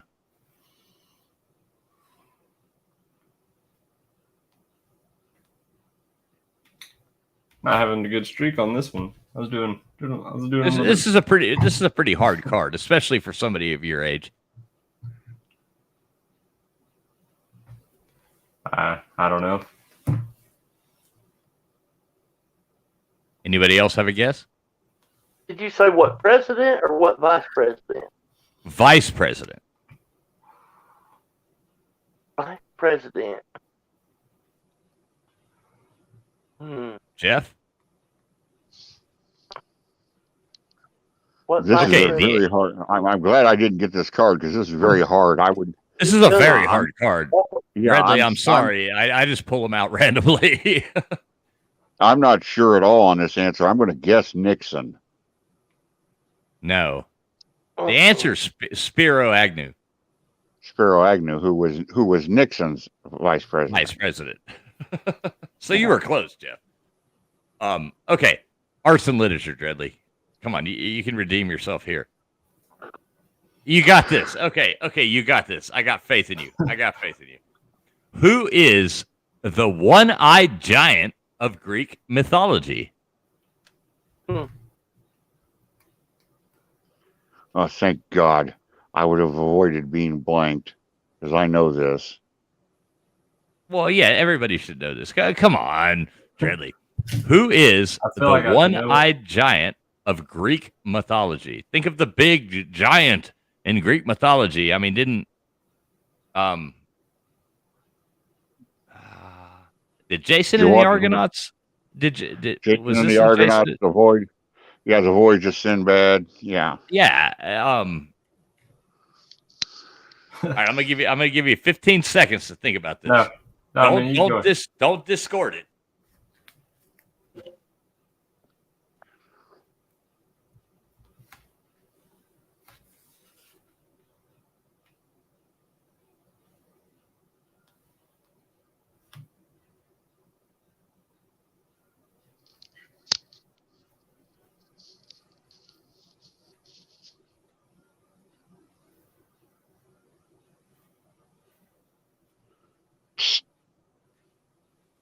Bradley, you want me to give you the answer?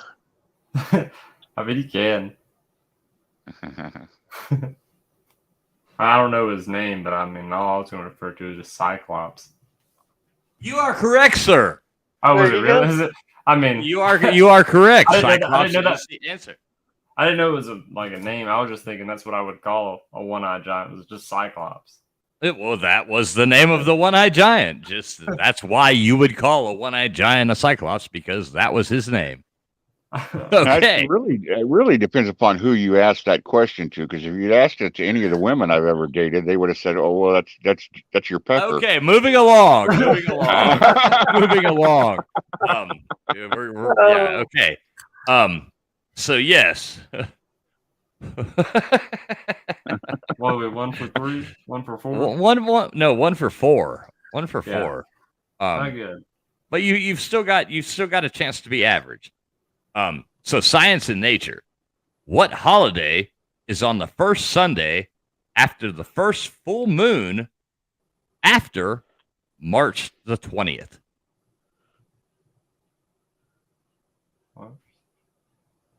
What holiday is on the first Sunday, which Sunday should give you a hint. What holiday is on the first Sunday after the first full moon after March 20th?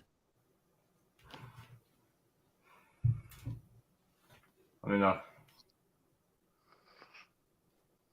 is it St. Patrick's Day? I got it. No, St. Patrick's Day is March 17th every year. Sorry. I think I know this one. Think of a big holiday that's always either right at the end of March or the beginning of April. Every year. Easter. Yeah. Look at that. You are correct. So you're average as well, and you have one more chance to be above average. Mardi Gras has something to do with Easter too, doesn't it? Like the way it's set up in what time of February? Yes. Yeah, Mardi Gras is, and it ends on Fat Tuesday, the day before Ash Wednesday, which is the first day of Lent. Yeah, there you go. And that's connected to Easter. Exactly, yes. Which it's all based on the Jewish calendar for when the Passover is. Yeah. Okay, here's a good one. Now, you said you're not big into sports, but this one you might be able to get. What was Mark Johnson referring to when he said, "I still can't believe it. We beat the Russians"? Oh, I know that one. I know that when I watched it. He's probably not old enough for this one. No. Who was the coach in the movie? Was it Kurt Russell? That's the actor who played him. Yeah, that's the actor. Who played in the movie. Yeah, in the movie, wasn't it Kurt Russell as the coach? Kurt Russell played Herb Brooks. Yes. Or no? Yeah. Okay. Yeah. Am I going on a sport? Am I guessing a sport here? Well, you're guessing a major upset in Olympic sports. Repeat it for him. Yeah. So what was Mark Johnson referring to when he said, "I still can't believe it. We beat the Russians"? This is a generational because he's just too young for this question. Yeah. I have no idea. Okay, well, we all know what it is, but he was referring to in 1980 when we beat Russia in hockey in the Olympic finals. Okay. Yeah, see, the Russians were this badass hockey team. They were just murdering everybody. And not only that, you had this whole USA versus Russia mentality. Cold War. The Cold War was still going on. So we go in there and our hockey team don't destroy them, but they upset the Russians in hockey. It was a big deal when it happened. Oh. Mark Johnson scored from just inside the blue line against Vladimir Tretiak, the best goalie in the history of the world. And it was like, did it go in or not? Was there still a second on the clock? If there's a second on the clock, then we're tied at 1 after the first period. And they reviewed it, and goal stands. So, yeah, that was a big deal. That's something you probably weren't even thought of yet when that happened. And Not, no, not in 19. How old are your parents? I was born in 95, so. Yeah. How old are your parents? 66. They were born in 66, 67, so 54 and 55. Okay. Yeah, so, that's our age. Your parents were born in 66, which is when I was born. Y'all are old. Same here. A miracle on ice happened when I was in February of 1980, and I was in the eighth. I was in the 8th grade, and that happened on a Friday night. Yep, I remember. And that weekend, me and my buddies and half of the other guys that played rec league hockey all went down to Nelson Arena and Washington Park, and we're skating all over the rinks trying to relive that. It was fantastic. Did you used to ice skate, JW? Oh man, I used to play hockey all the time. Yeah, hell yes. Okay. Can you still ice skate? Well, can I? Yes. Do I? No. Right, exactly. I'm probably the same way. I don't know that I would attempt it anymore, but I would. But I would probably get hurt. Yeah, I was skating when I was probably in kindergarten, and we had youth hockey teams. I think they started when we were in, I think, 3rd grade. Yeah, 3rd or 4th. And the funny thing about it, fools, is I was actually, for a clumsy elf, I was pretty damn skilled on skates. I was not super fast, but I could cut, I could turn, I could plant. I was good on skates. But you put me on roller skates, and I couldn't do shit. I'm the same way. I've always been able to ice skate, but right, I couldn't roller skate to save my ass. No, I can roller skate like straight across into one wall and turn around and go right back down into the other wall. On ice skates, I was able to actually do it every time I ever tried. I was like, this isn't that hard. Oh, roller skates? Hell no. I could shave you. You know, we call it shaving when you go right up to somebody and you do a shave stop and you spray them with ice. You know, I could do that. I could skate backwards. I could jump and land on the blades. I mean, I could. Yeah, yes, I loved it. Hockey was not the best sport that I played, but it was my favorite sport to play. Did you ever have one of those those one-piece white sequin suits that you would skate around on, or? No. Okay. I was trying to draw up a mental picture, but okay. Well, cool, guys. Well, that was fun. I think we had a good time earlier. We talked. The Bigfoot talk to me was incredible.